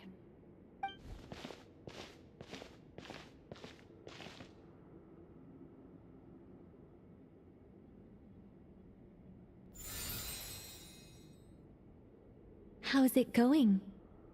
Do you feel anything? How about now?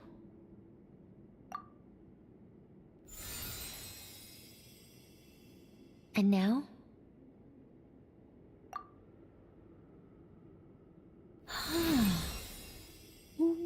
What about now?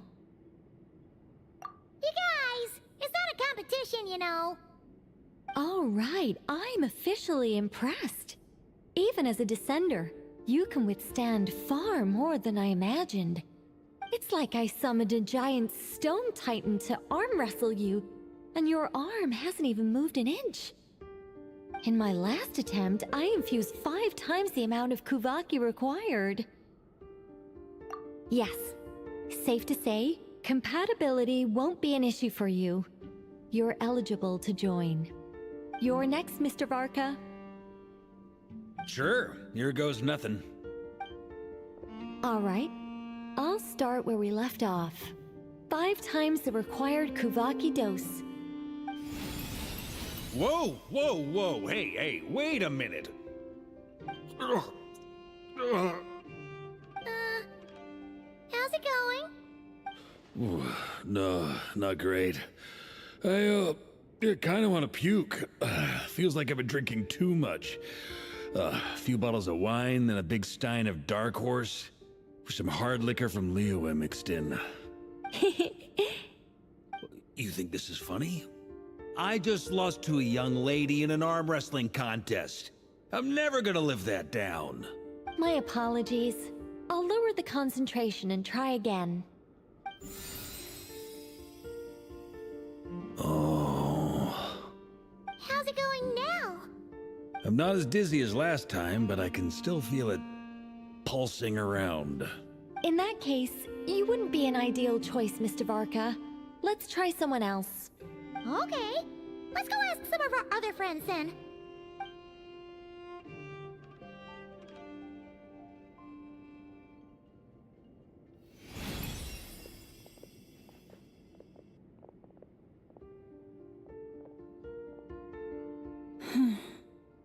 No surprises here, Miss Moonchanter. You're perfectly compatible. You may join.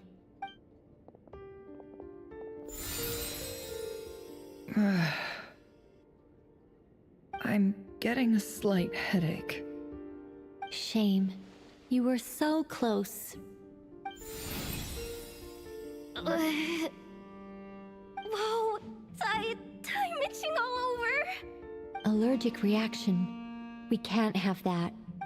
Huh? Well, are you gonna start a what? The Hexenzirkel is an organization that cares for and protects children. We will not have them do dangerous things. Not even tests.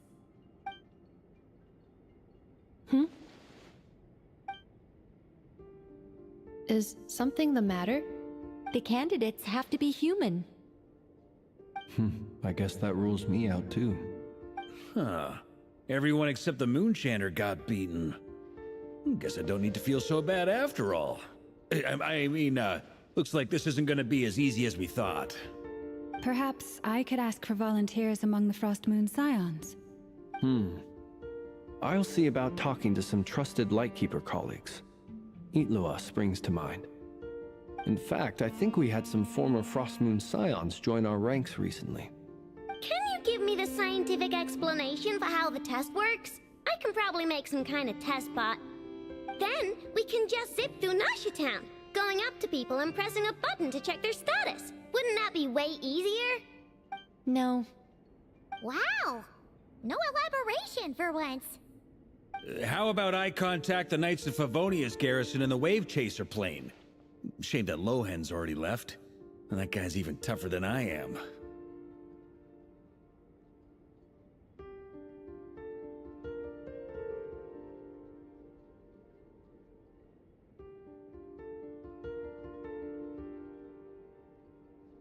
Strange. The moon goddess is clearly revered by many people. So why is she on the brink of disappearing?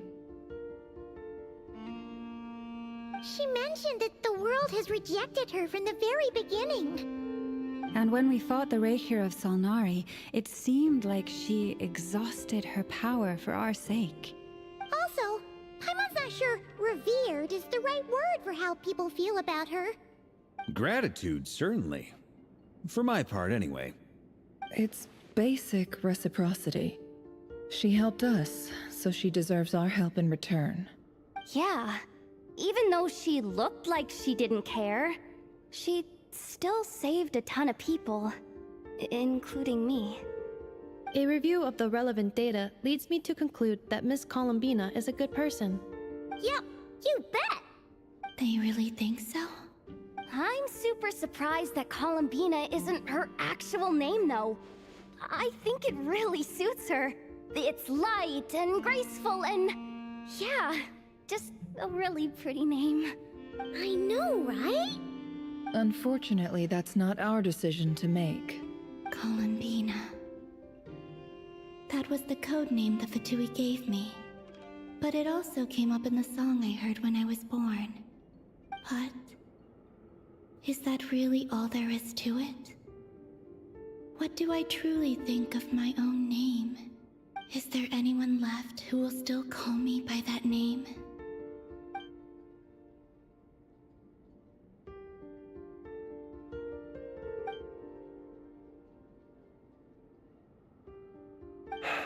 Moon Prayer Night is getting closer by the day. We're running out of time. We need to look for other candidates.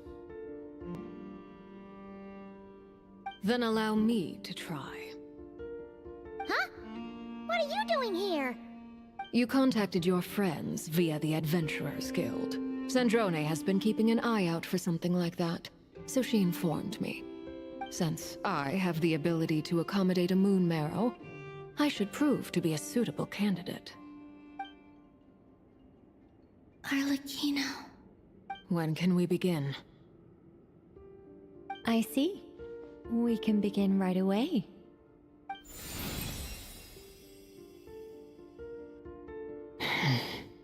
How was it? Did you feel any discomfort? Not at all. Then it seems we shan't need to look for additional candidates after all. Great! Cool. Alright, like Paimon said, the rest of us can take turns making sure the three of them stay warm and comfy. Then, my job is to take care of the caretakers. I will ensure everyone receives food and accommodation. I'm ready as well.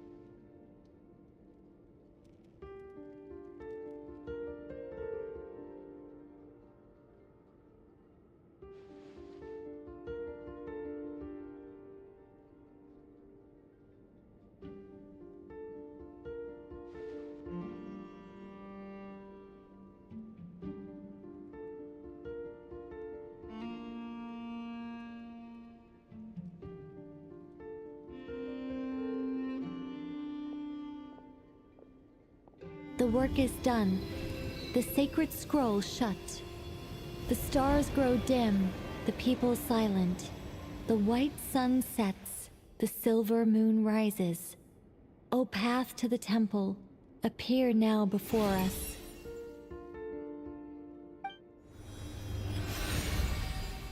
Wow! It really opened! So that's what all this is about. They've been trying to open this gate. Come, let us enter. It might be best to eat something first. Take care to chew properly and swallow slowly. It will give your body time to readjust to the digestion process.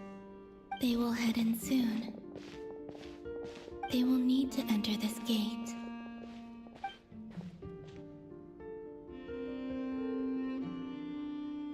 Huh?